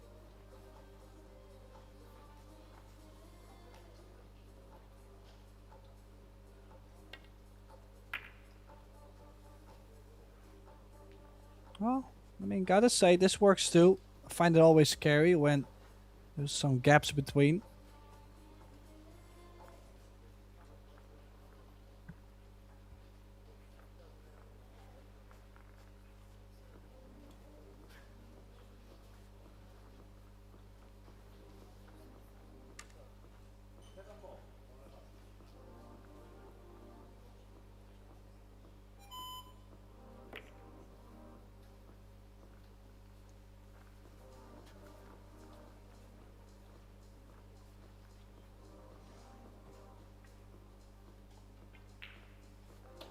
Yeah, what to play. It's difficult to guard yourself against the 12 in front of the corner.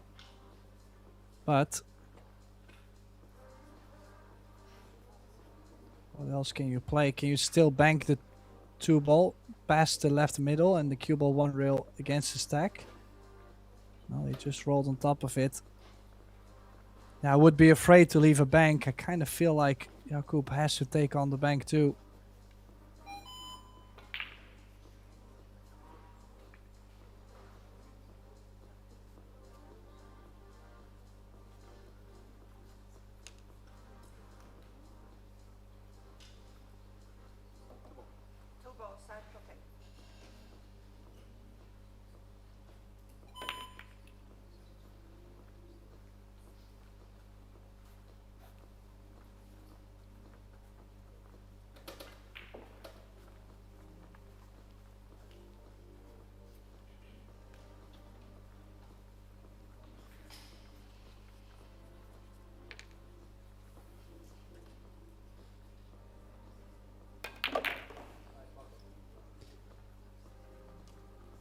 Well,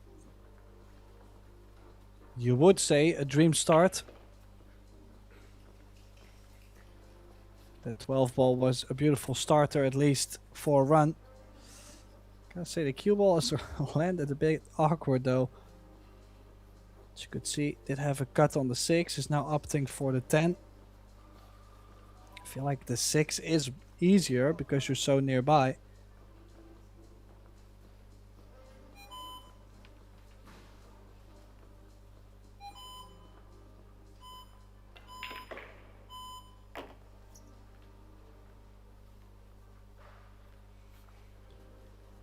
And this way, it's going to be a difficult task. He keeps running out of shape. Obviously, it's not what he's trying to do, but...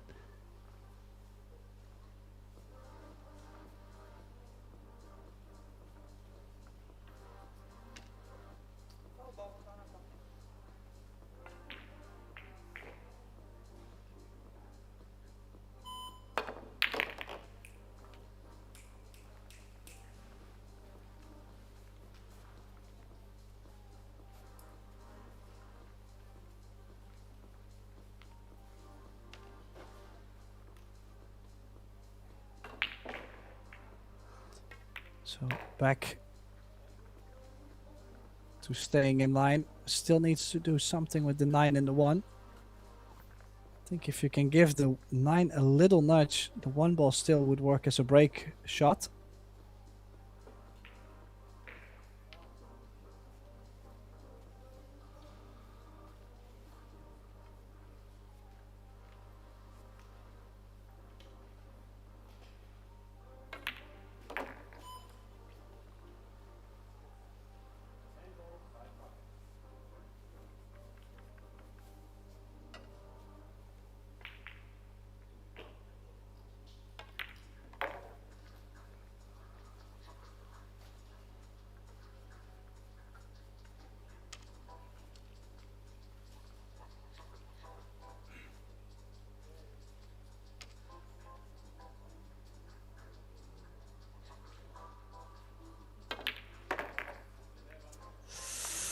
Did not catch the 9.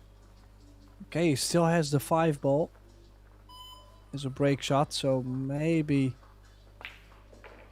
could still work something out, but just gotta create some early space, especially in the first rack, in the first chance.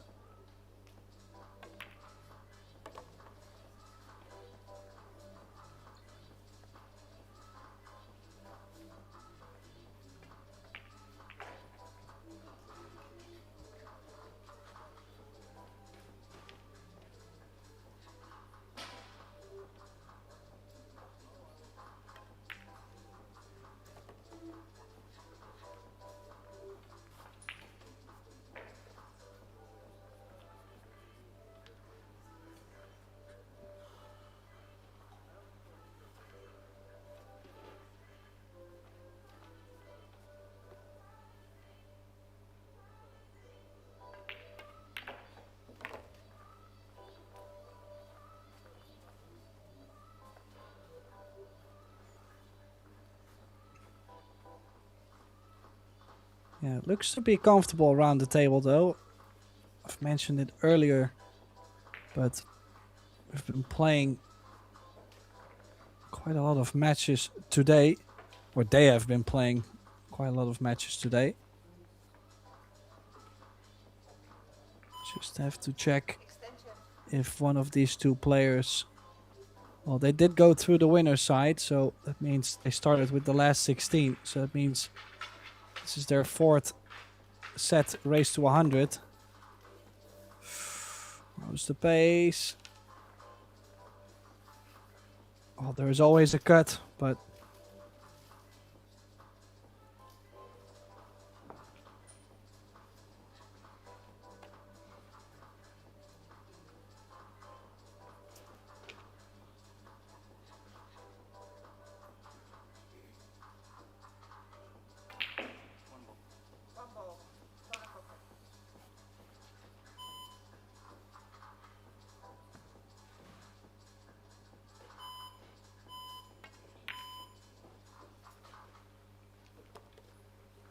I mean, he's coming up with some big shots.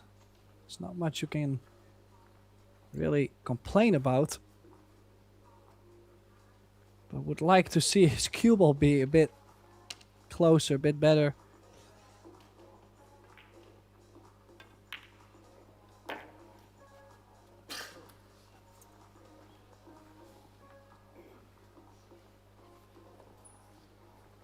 Yeah, well, and then at the end, just this small angle on the 5. Far from ideal.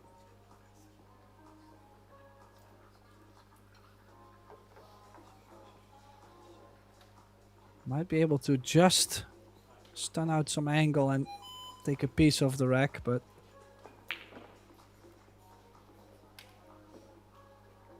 currently Ruben Gomez on 16 against Jakub Schrobot 12.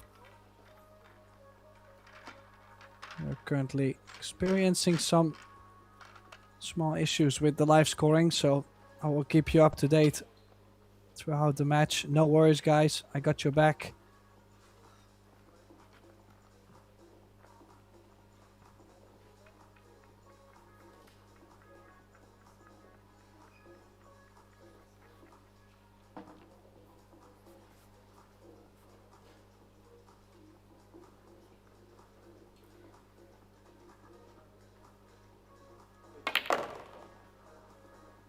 try to draw at least a piece of the 13.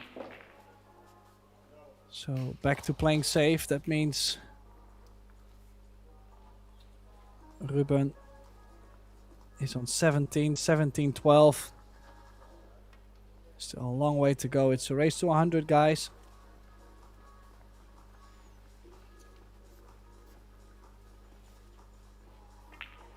So now stop shot 10-3. Would love to bring the 3 ball over the left middle. No, he's gonna take the distance. I don't mind that play. With the big distance, a lot of players struggle to find the proper shot.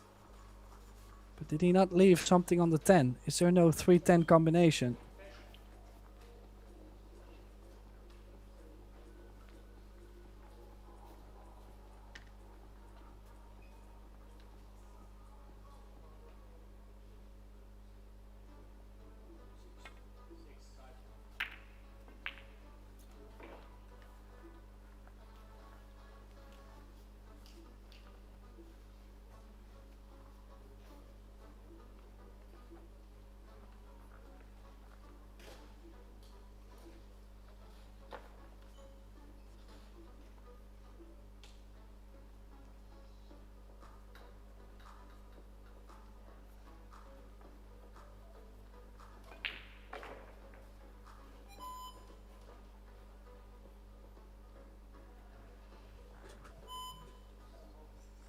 Oh, I think he might have left a shot on the 3 ball. I don't think.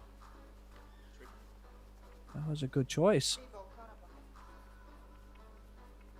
Yeah, he's left him wide in the open. I really don't know what he tried to play.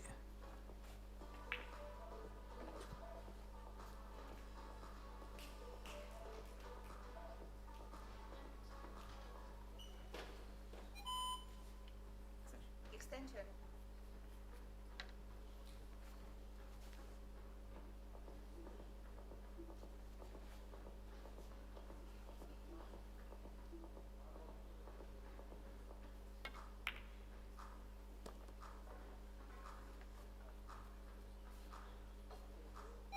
I could have done a bit more with the positional side of the shot. You see, he's taking some deep breath right there.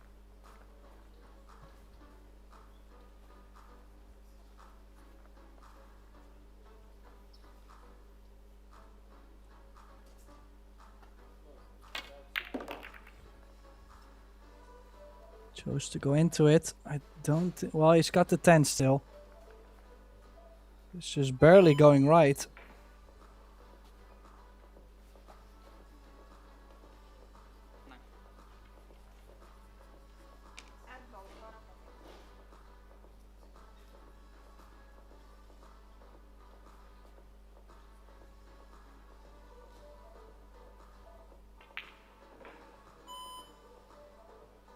Well, doesn't fancy the 10.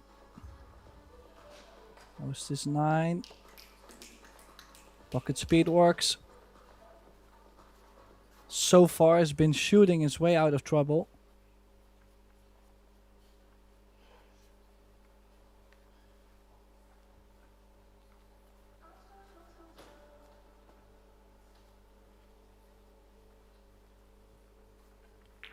Could cut the 8 ball to run into the 6-7-14.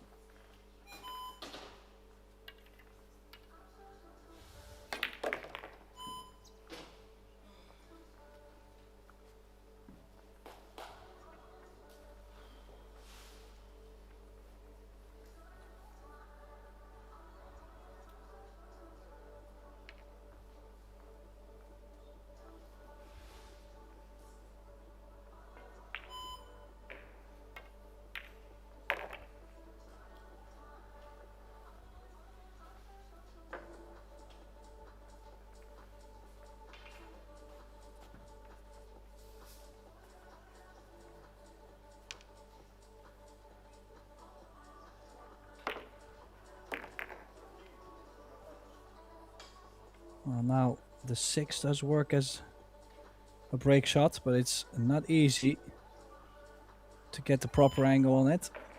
He still has the 1 and the 2, not too many options on it. Doesn't go to the bottom right or the bottom left.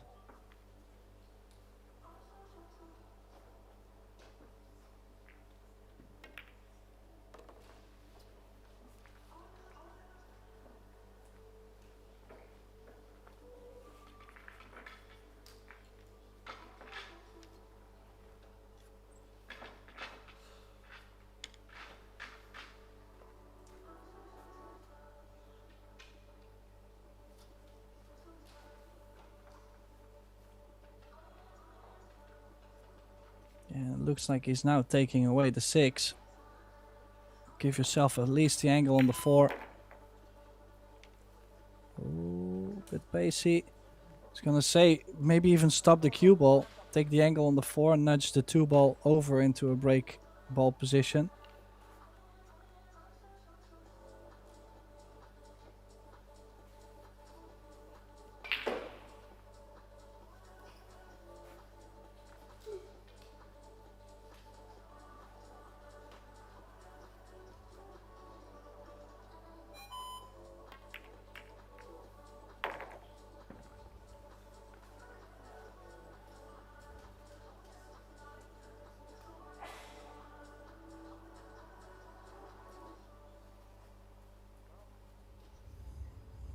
Still nothing to work with. Well, the 13 also works and the 15 could work. It's quite high. I mean, never say never.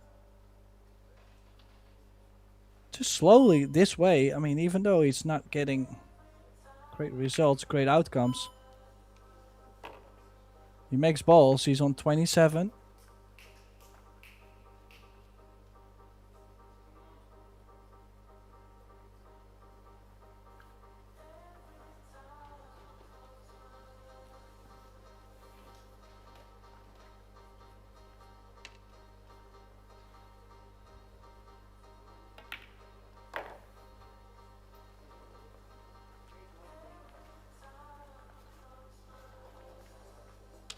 So what's his plan? The 2 seems to be pretty low.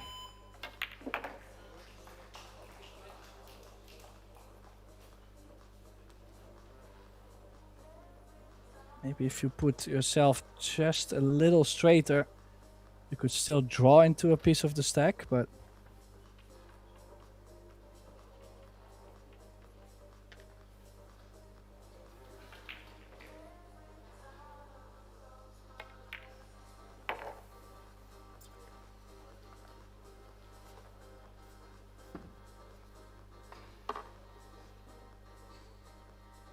yeah, so he does give himself a chance. He's on 30 to 12.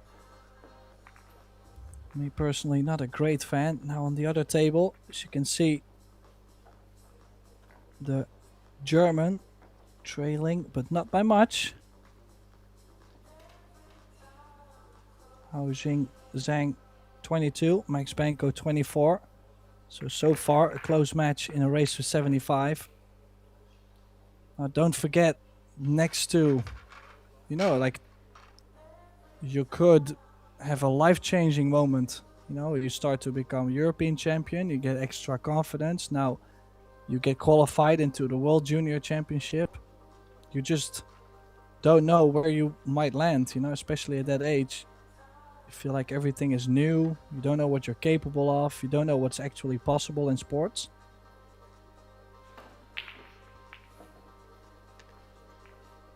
So I think it's something beautiful that could happen for a young man like Haojing Zhang, or in this case Ruben Gomez. Of course, the other players, if they win the title, I mean, it's still impressive because they already won before.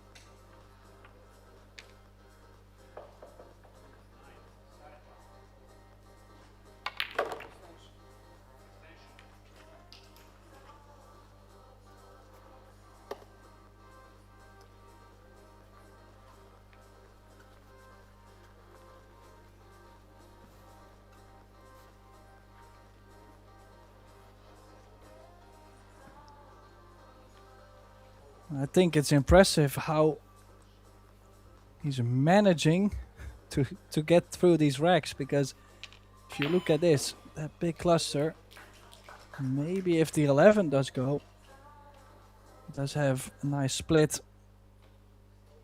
But the 6 or the 1 really is not that much to work with.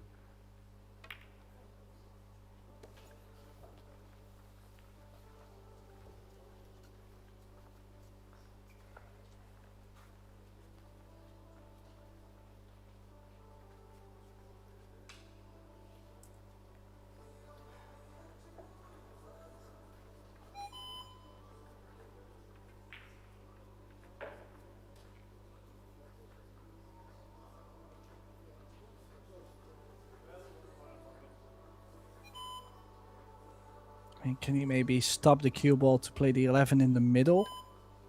Because to the corner is tight. No, not the proper pace to play the 11 in the middle and to open up the rack. So is he soon going to end his run? I'm assuming so.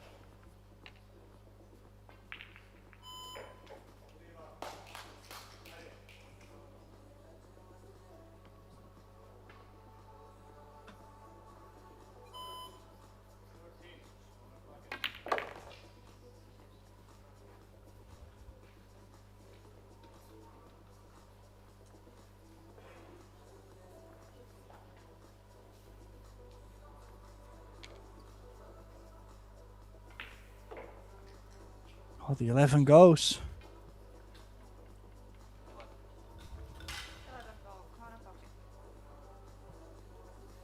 You can feel there's a bit of pressure. It's like he realizes that, hey, I finally have a chance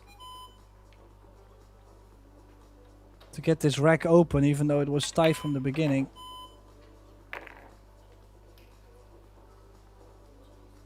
Played it a little soft, but more spread.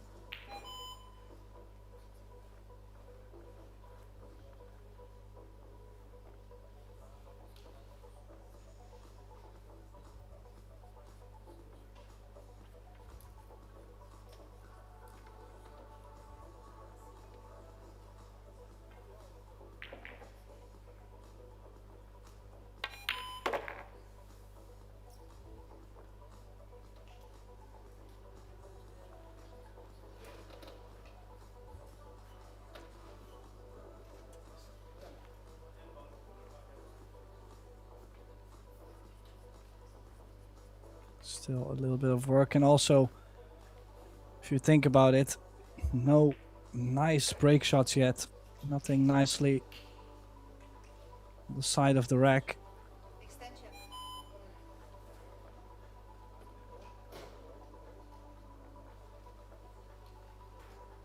Could draw into the 9, for example, just to create a bit more space. Would always be on the 15.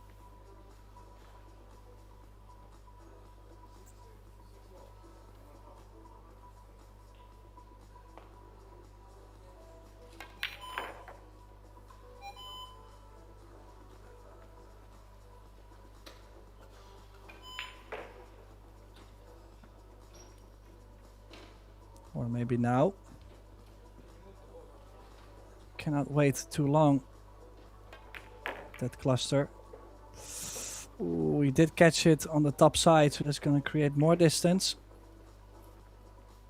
It's not horrible, it's not extremely far, but like to stay close to your work. But it does take some extra work. Well, so far it takes a bit more time.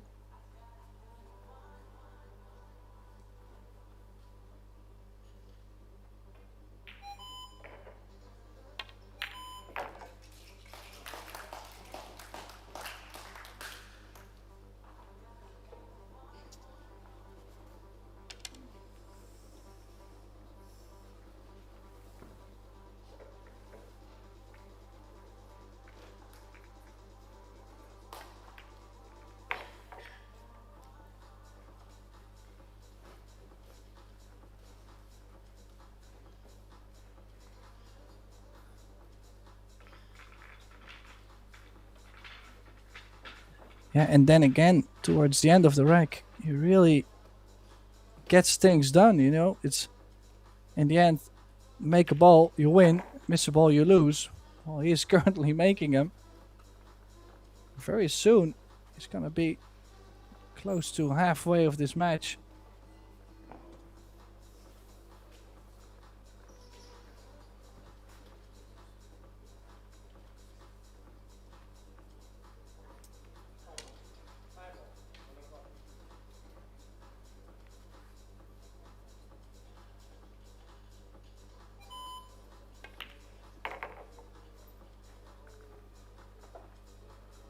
Oh, I think, yeah, too much angle on the 13. Will be difficult to give himself an angle on the 3. And it's also a bit straight to where to go into the long rail and out. It's not easy at all.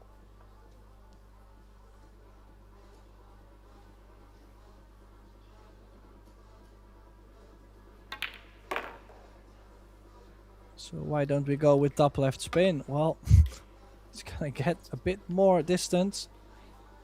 At least he's got angle. He could continue with a good break shot here.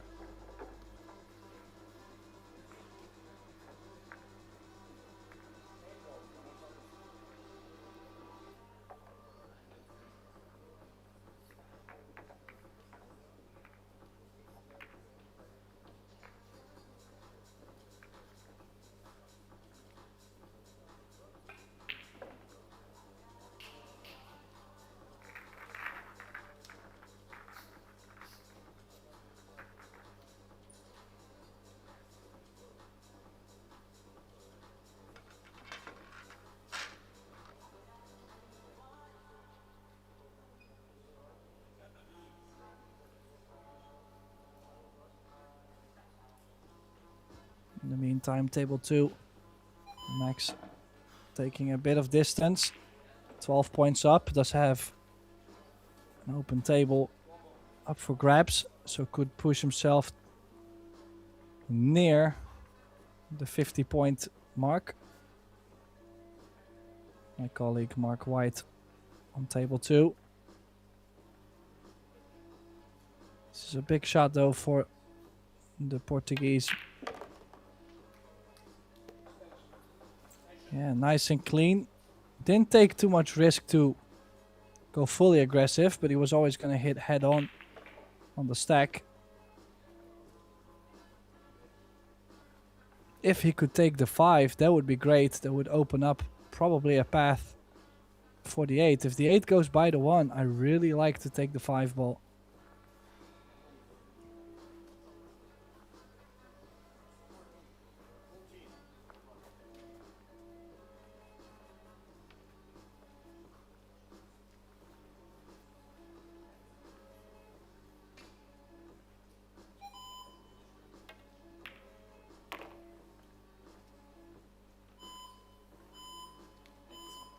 And of course he was always going to have the 7 ball at the same time too, so...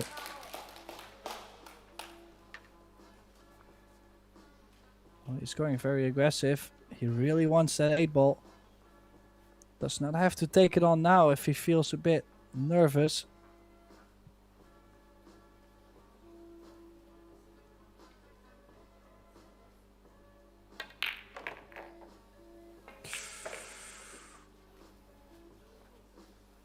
Yeah, this might be over, this run. Unless he can make something happen on this too. It does go in the middle, but it's tight. Or is he going to play across side?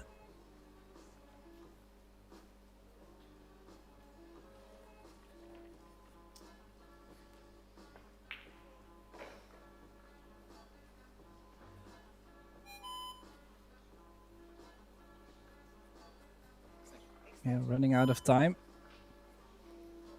Extension called, but I mean, he's looking at a lot of options. The only thing he can really play is the 2. And how are you gonna play safe? You have to go. You only got 15 seconds left. 10 seconds, yeah, you have to be fast.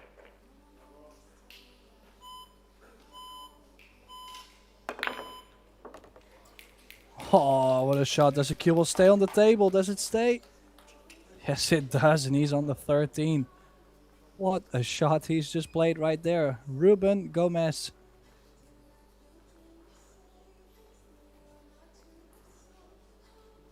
Kept his head cool when he had only a couple seconds left. And honestly, I felt like he was taking way too much time.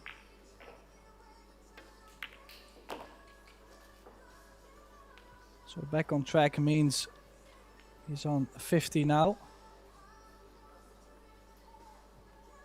So he's halfway there.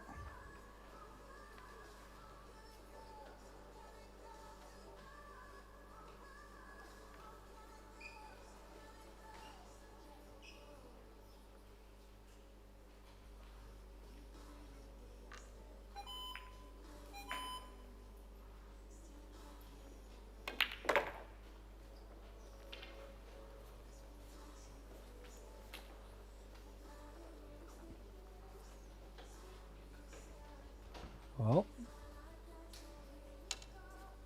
again, hasn't opened up enough. We'll have to massay this. As you can see, not even sure if he can directly get to the 7, so this is quite a big massay. You know, could maybe play safe. Stop shot to 15. No. He says, we are not playing any safeties. He's making a run to close out the match. I mean, it would be insane. Would be some incredible heart if he could make it happen. But still, in general, if you run a race to 100 in 2 or 3 innings, that's where you're going to win a lot of matches. You don't always have to run 100 and out.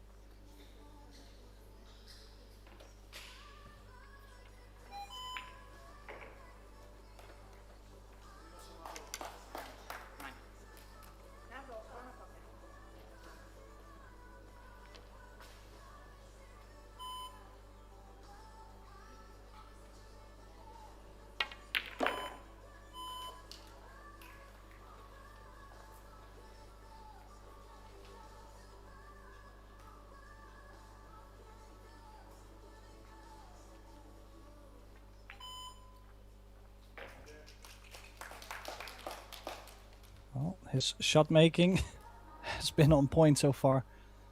Now, could definitely play 15-11, straight on the 14 to the top left. 6 in the middle, stay near the break shot on the 12. I mean, could also play the 14 in the bottom left from this position. Just gotta make sure you get kinda straight.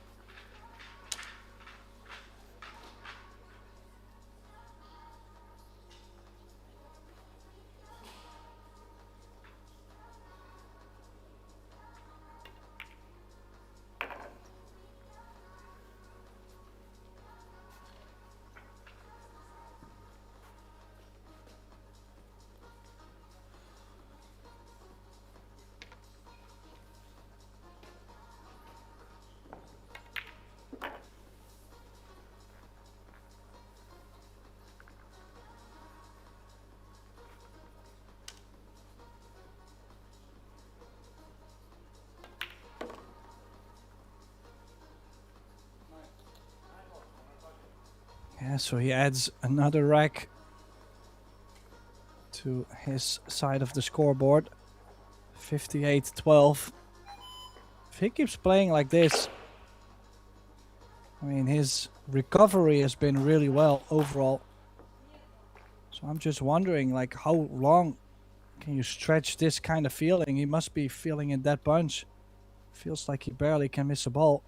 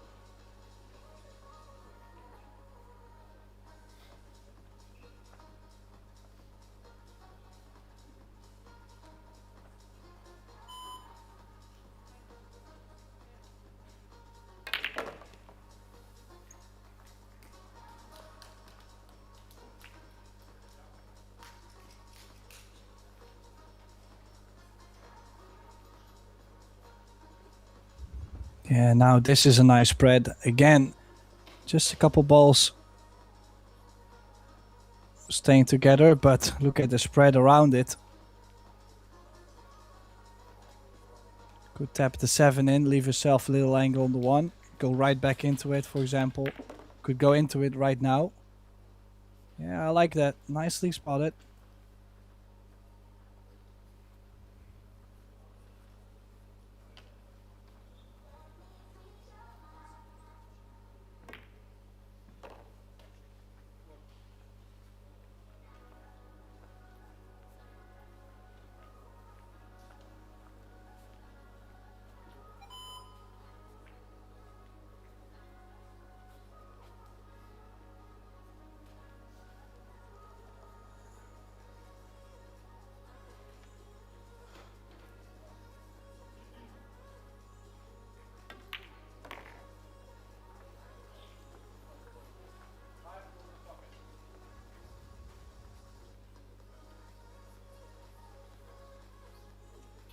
Yeah, of course we also have that one dynamic we should not forget is the fact that now Jakub does get a lot of time in the chair.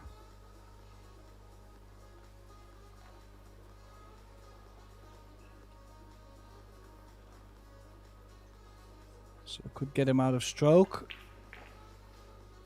Maybe at some point he might actually not believe that he's going to win this match anymore. You know, if he gets back to the table at,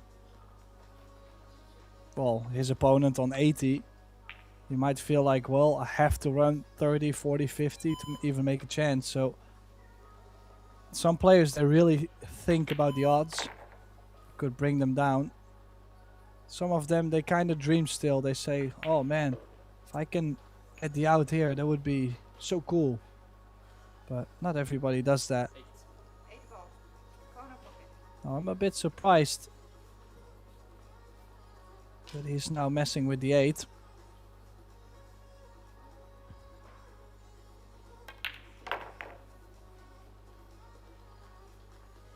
Oh, a bit straight on the 4.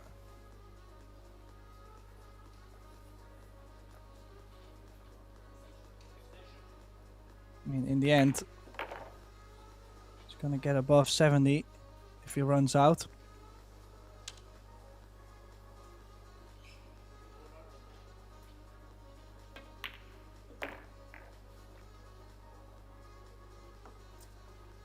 He was down 12 to nothing, I believe.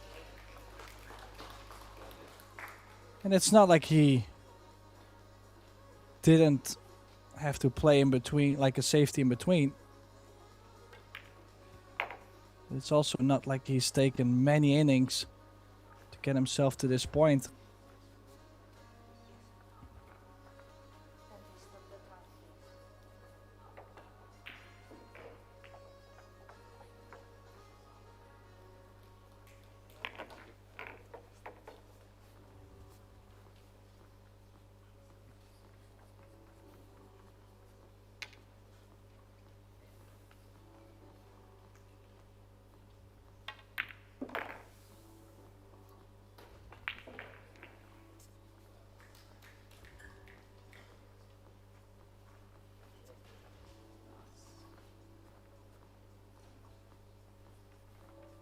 Yeah, it's not easy. I mean, the 9 and the 14 are in the rack, so you should say, well, make something happen with the 11, unless... Can he still... Ooh. He might be able to do something with this 11. Maybe land in between the 14 and the 9. Push one of the two out of the rack, and the other one you could still have to the corner.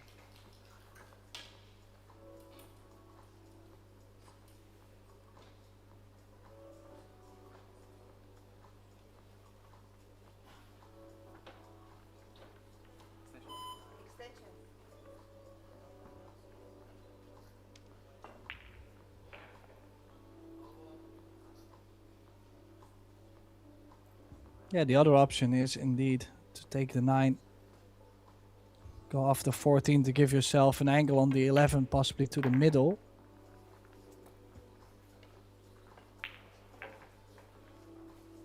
I was thinking about leaving the 11 to the right middle. He's thinking about leaving it to the left.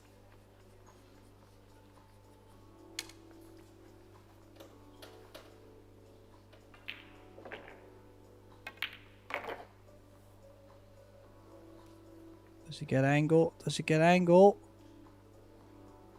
Might be a small one.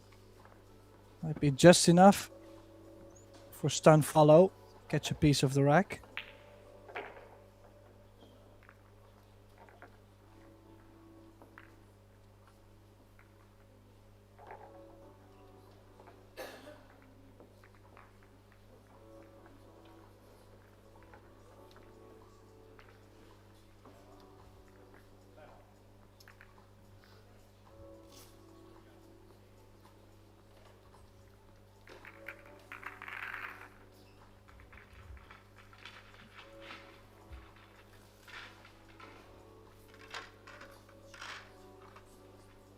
So 72 and 12, and you could see Jakub rearranging himself in the seat.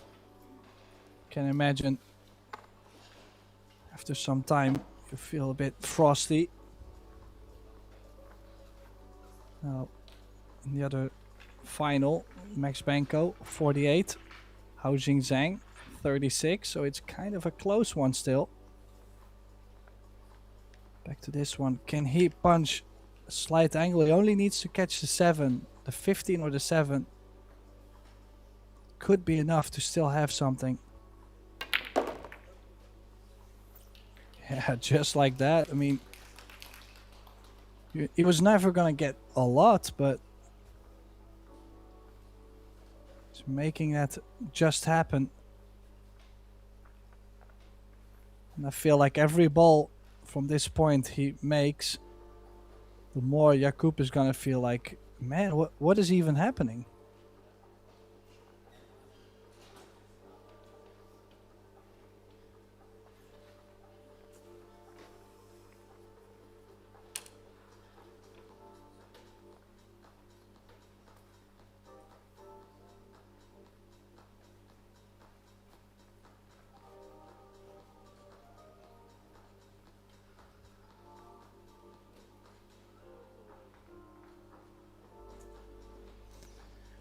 Yeah, but what to play here? This is also uncomfortable. A lot of people would say just cut it in, run the cue ball into the stack, but this is something that happens often, you know, to hang the ball. Gotta say, some brilliant run from Ruben Gomez. Put himself now into a winning position. Puts a lot of pressure on his opponent.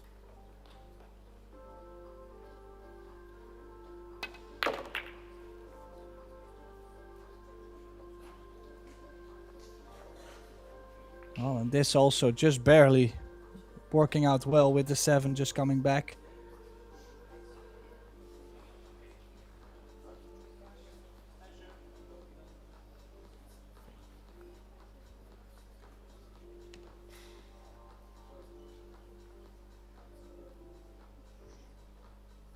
Still, again, that core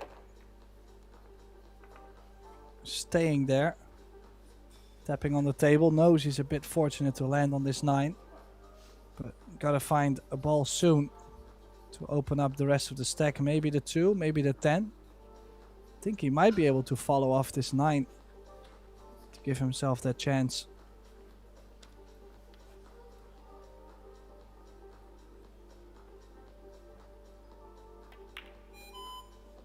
Because if you go into them early, chances for you to still land on something are higher if you take the 10, the 4 and the 5 first.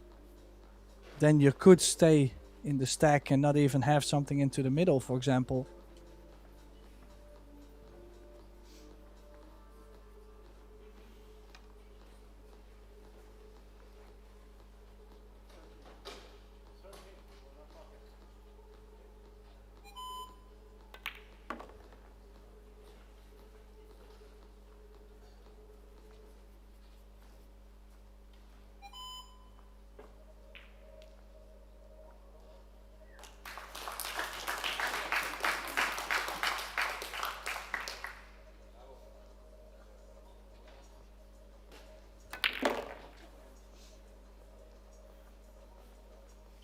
That's how I like it. Gotta say, 13 might not go by the 14, does it?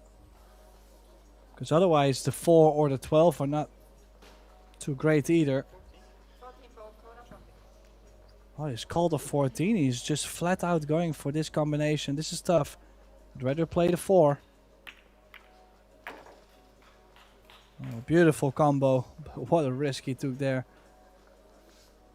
And not out of the woods yet. Quite straight on the 8.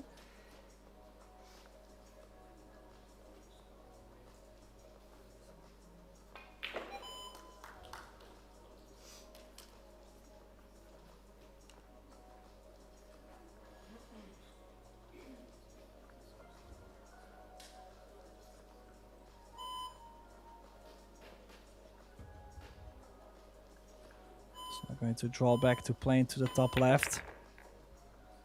Cue ball on the rail. I mean, I know he's been striking the ball well, but he's down almost, well, more than 50 points. This is tricky, always missable.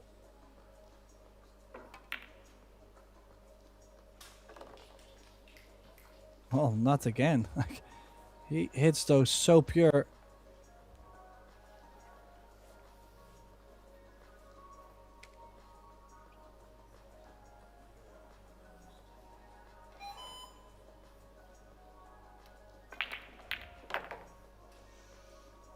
So would like to pick up the 4 as soon as possible. The 4 really has no value for this rack. Like the 15 could be a break ball. Like the 15 doesn't look like it's in this rack. I mean, why would you take the 15?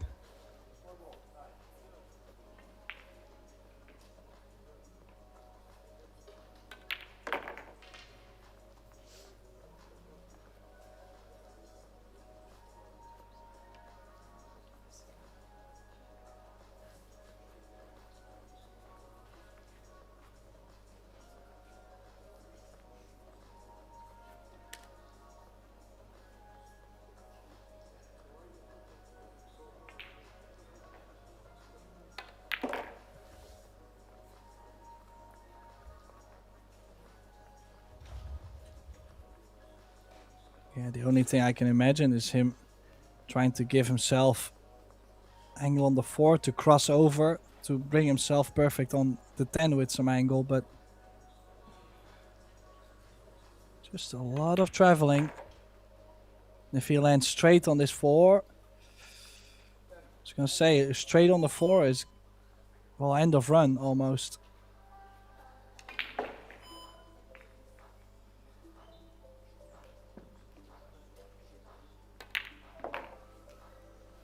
Oh, this is not enough. Well, there's of course always more options to attack the stack. Could go force follow 2 rails. Could have left the over angle into the long rail and into the stack, but yeah, made things very difficult. 73 against 25 on table 1. And Max Banco now kind of struggling to get towards the end. 54 against 38 for Zhang. As you can see, just missed at 11.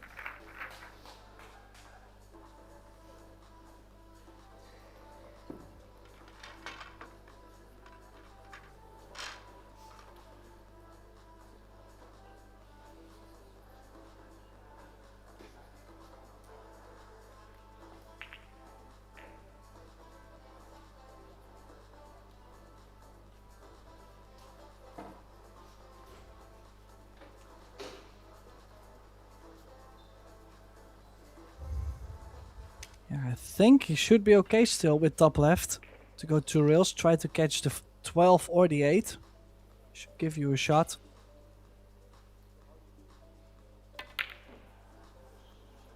Oh, he's missed the 10. Does he get any luck? Well, it's some, but it's not gonna like it, I think.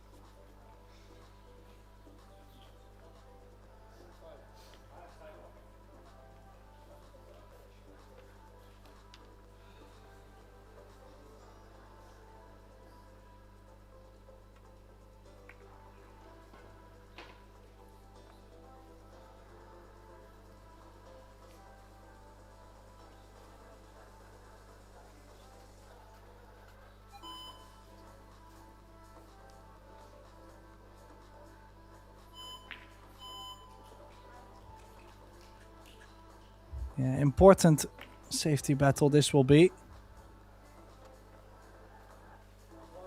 I think Ruben can just nick the 8, bring the cue ball to the right long rail. Nothing too special.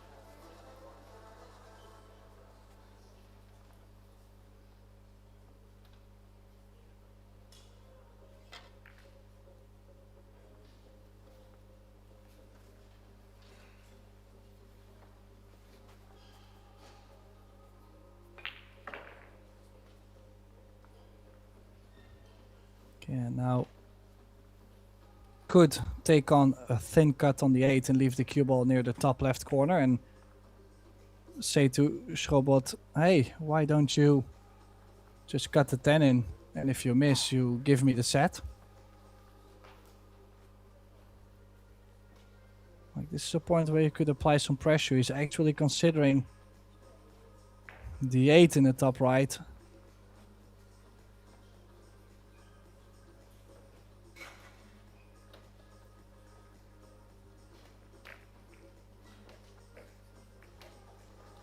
Oh, uh-oh. That 2 ball goes to the top left.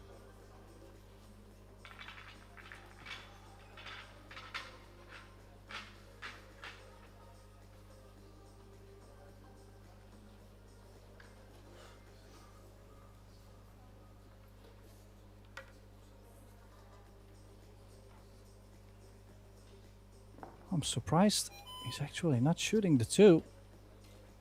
As he well, maybe the 6 is just in the way. In that case, better to be patient. I don't mind this at all, but really looked like the 2 ball did go to the top left.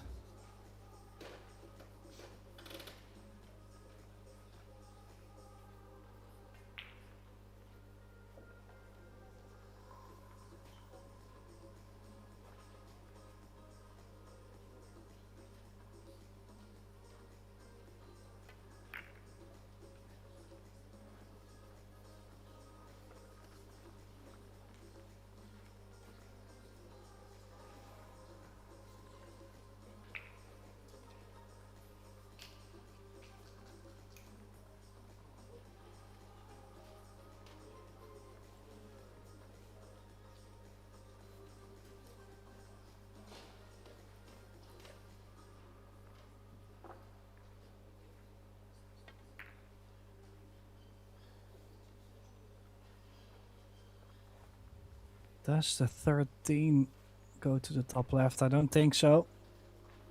Now also a ball opening to the right side of the stack. Does maybe the 14 go in between? No. Maybe the 8 into the 3 ball. Try to draw the cue ball just under the 12.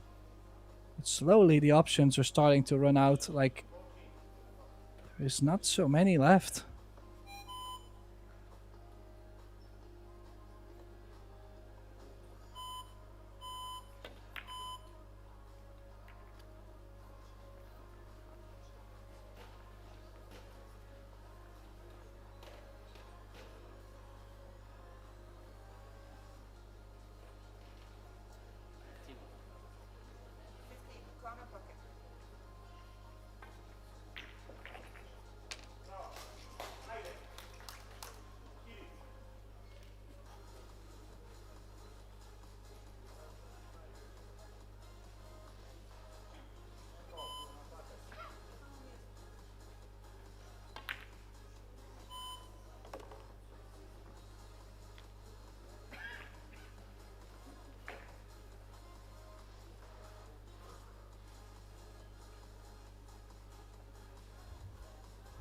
Well, the moment might be here. Of course, he still needs more than this rack. He needs 2 racks. And we're gonna see some pressure at some point.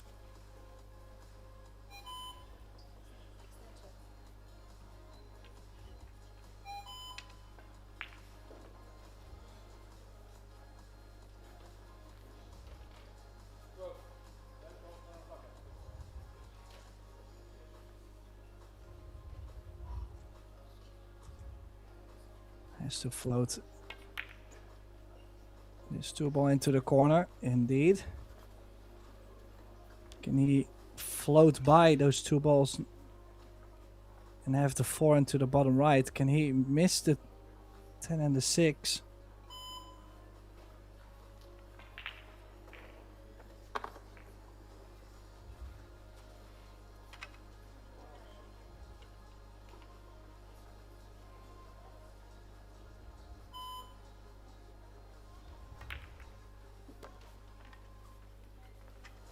Okay, he's given them a little nudge. That works fine. Always rather have them open than closed like they were.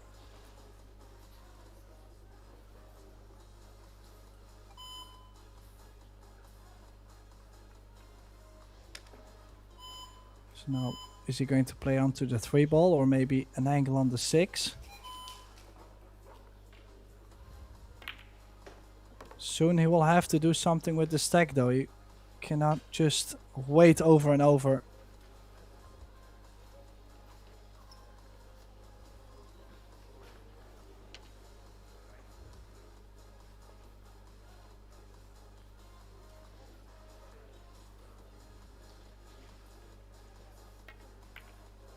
I think he could play. He's not happy there. I'm not sure what he actually did. I was gonna say maybe could play for the 7. Could still go for the 14 first and then the 7.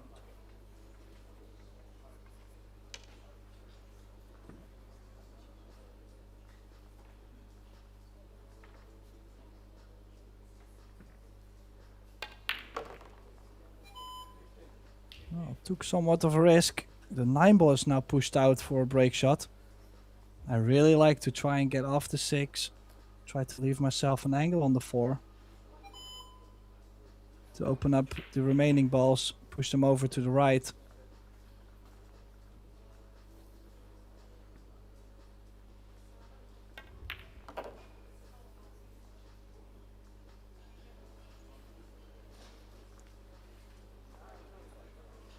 Then again, looks like he's gonna use the 9 to get onto that 4.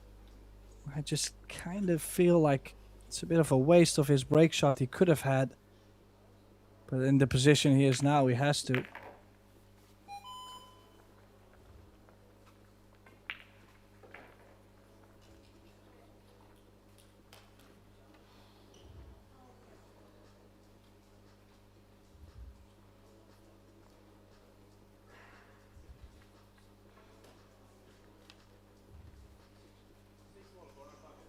So now stun follow. Gotta give this some pace.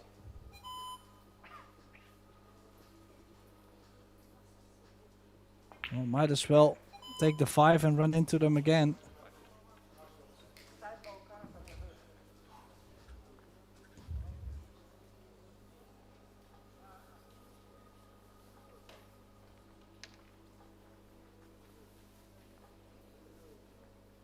It's now on 82. And again, a perfect split. Okay, it didn't land easy on the 8 or the 7. But look at the 1-ball still finishing as a break shot. So far so good.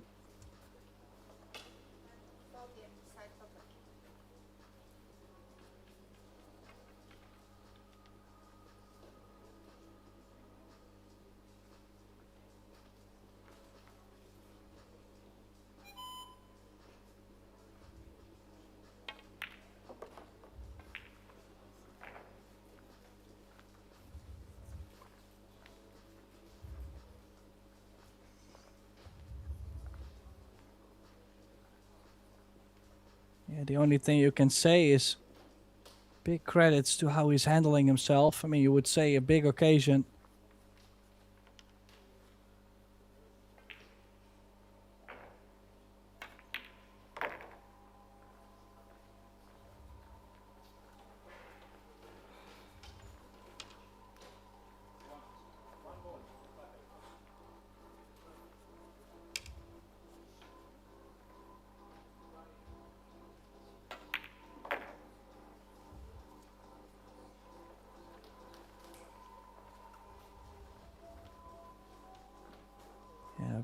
He's got the table speed down too. Could have landed a bit funny, too much angle on either way. But he can just play draw back to the center of the table. That means soon he's going to have a break shot to open the rack and also to close out the match.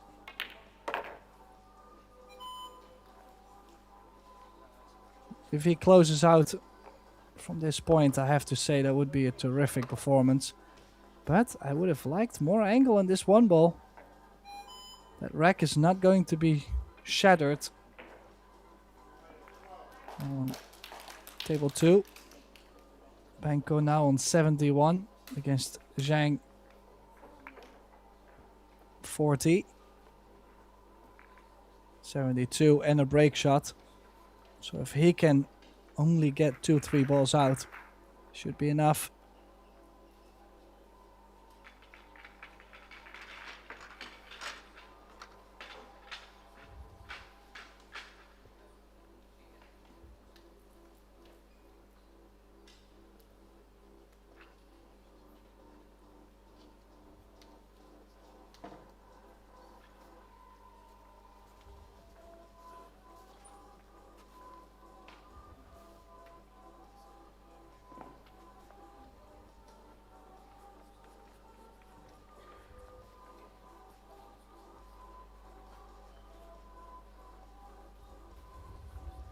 Yeah, so both having a very important break shot coming up.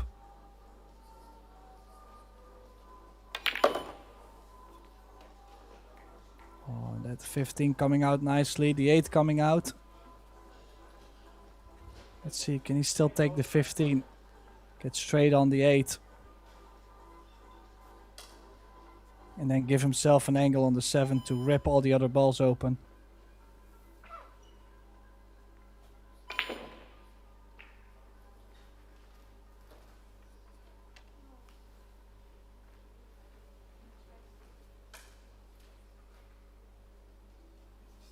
Or could go off the 15 2 rails to get onto the 14 or the 7, but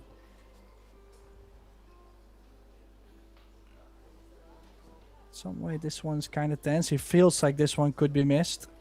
In that case, I would not try to do too much. Maybe even run towards the 14 one rail.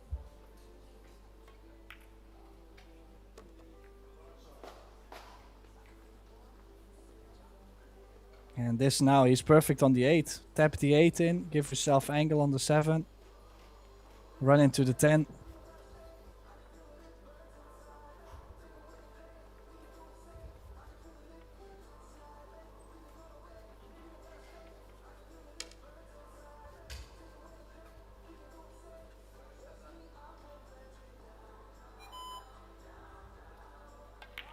No, different plan.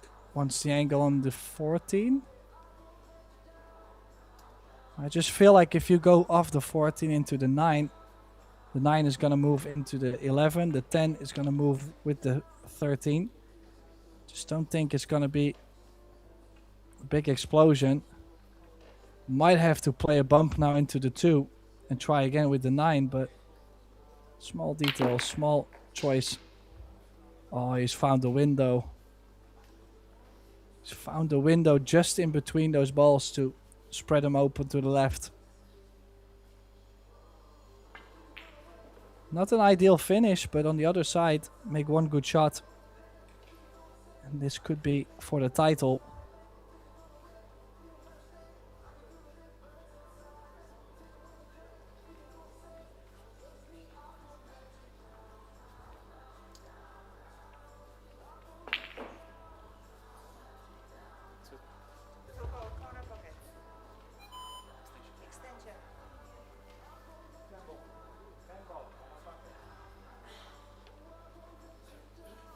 Choosing to play the 2.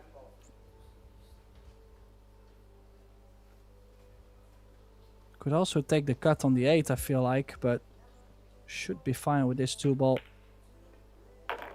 Either way was going to be difficult, but he's managed.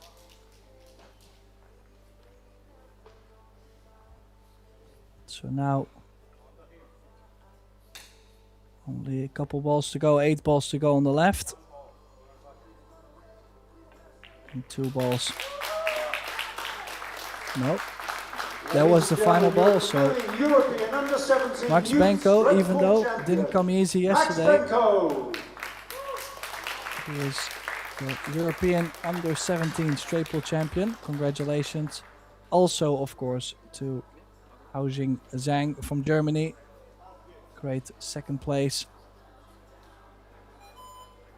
Yeah, I don't think we're gonna have much action for you left for today, but don't be too disappointed. We will be back tomorrow. We still have 7 more days to come. We'll be live back again at 11:30 local Slovenian time. Oh, a bit of a risk there. No need to go into them, to be honest.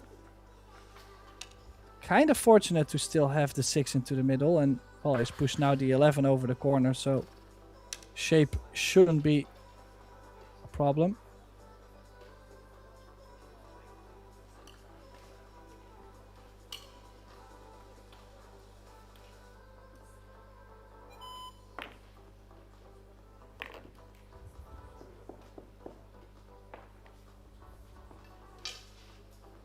Yeah, could take the 13. Play for the 10. The 12 and the 3 ball could be funny, so might not be too great to play for.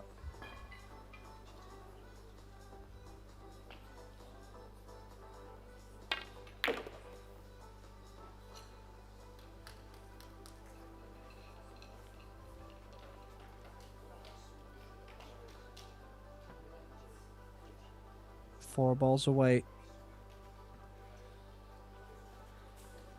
to dismantle a well playing Jakub Krobot earlier today. Quite sure most of the people at home were expecting this to be very one-sided, but then in the other way.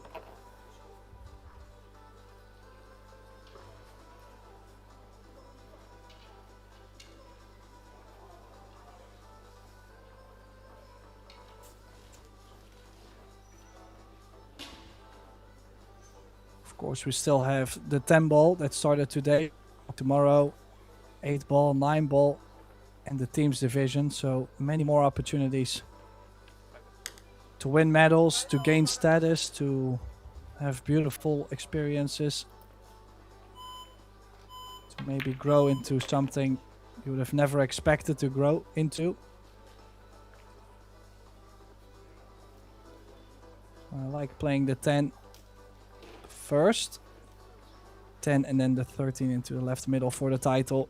Ruben Gomez.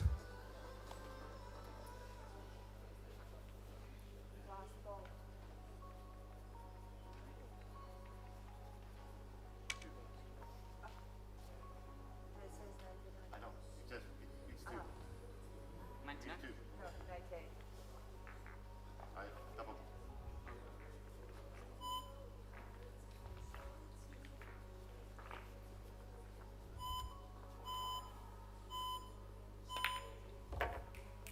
Yeah, running a little bit out of time. But this straight in for Ruben Gomez from Portugal for the title European Champion straight pull under 19. And down it goes. What a performance from this young man. Played absolutely amazing final against Jakub Portugal, Ruben Gomez. Of course, congratulations to both players. They've played amazing the past 2 days. And that's it for today. Our prize ceremony will be together with the 10 ball. So it will be later this week. A little Sue, a little Ronaldo there, but it is this young man, European straight ball champion. What a result. Would like to thank everybody for tuning in today at Billiard TV. What a showcase of talent we've seen. And we will be back tomorrow at 11:30, all the way live from Podcetrtek, Slovenia. For now, have a good evening and we'll see you tomorrow.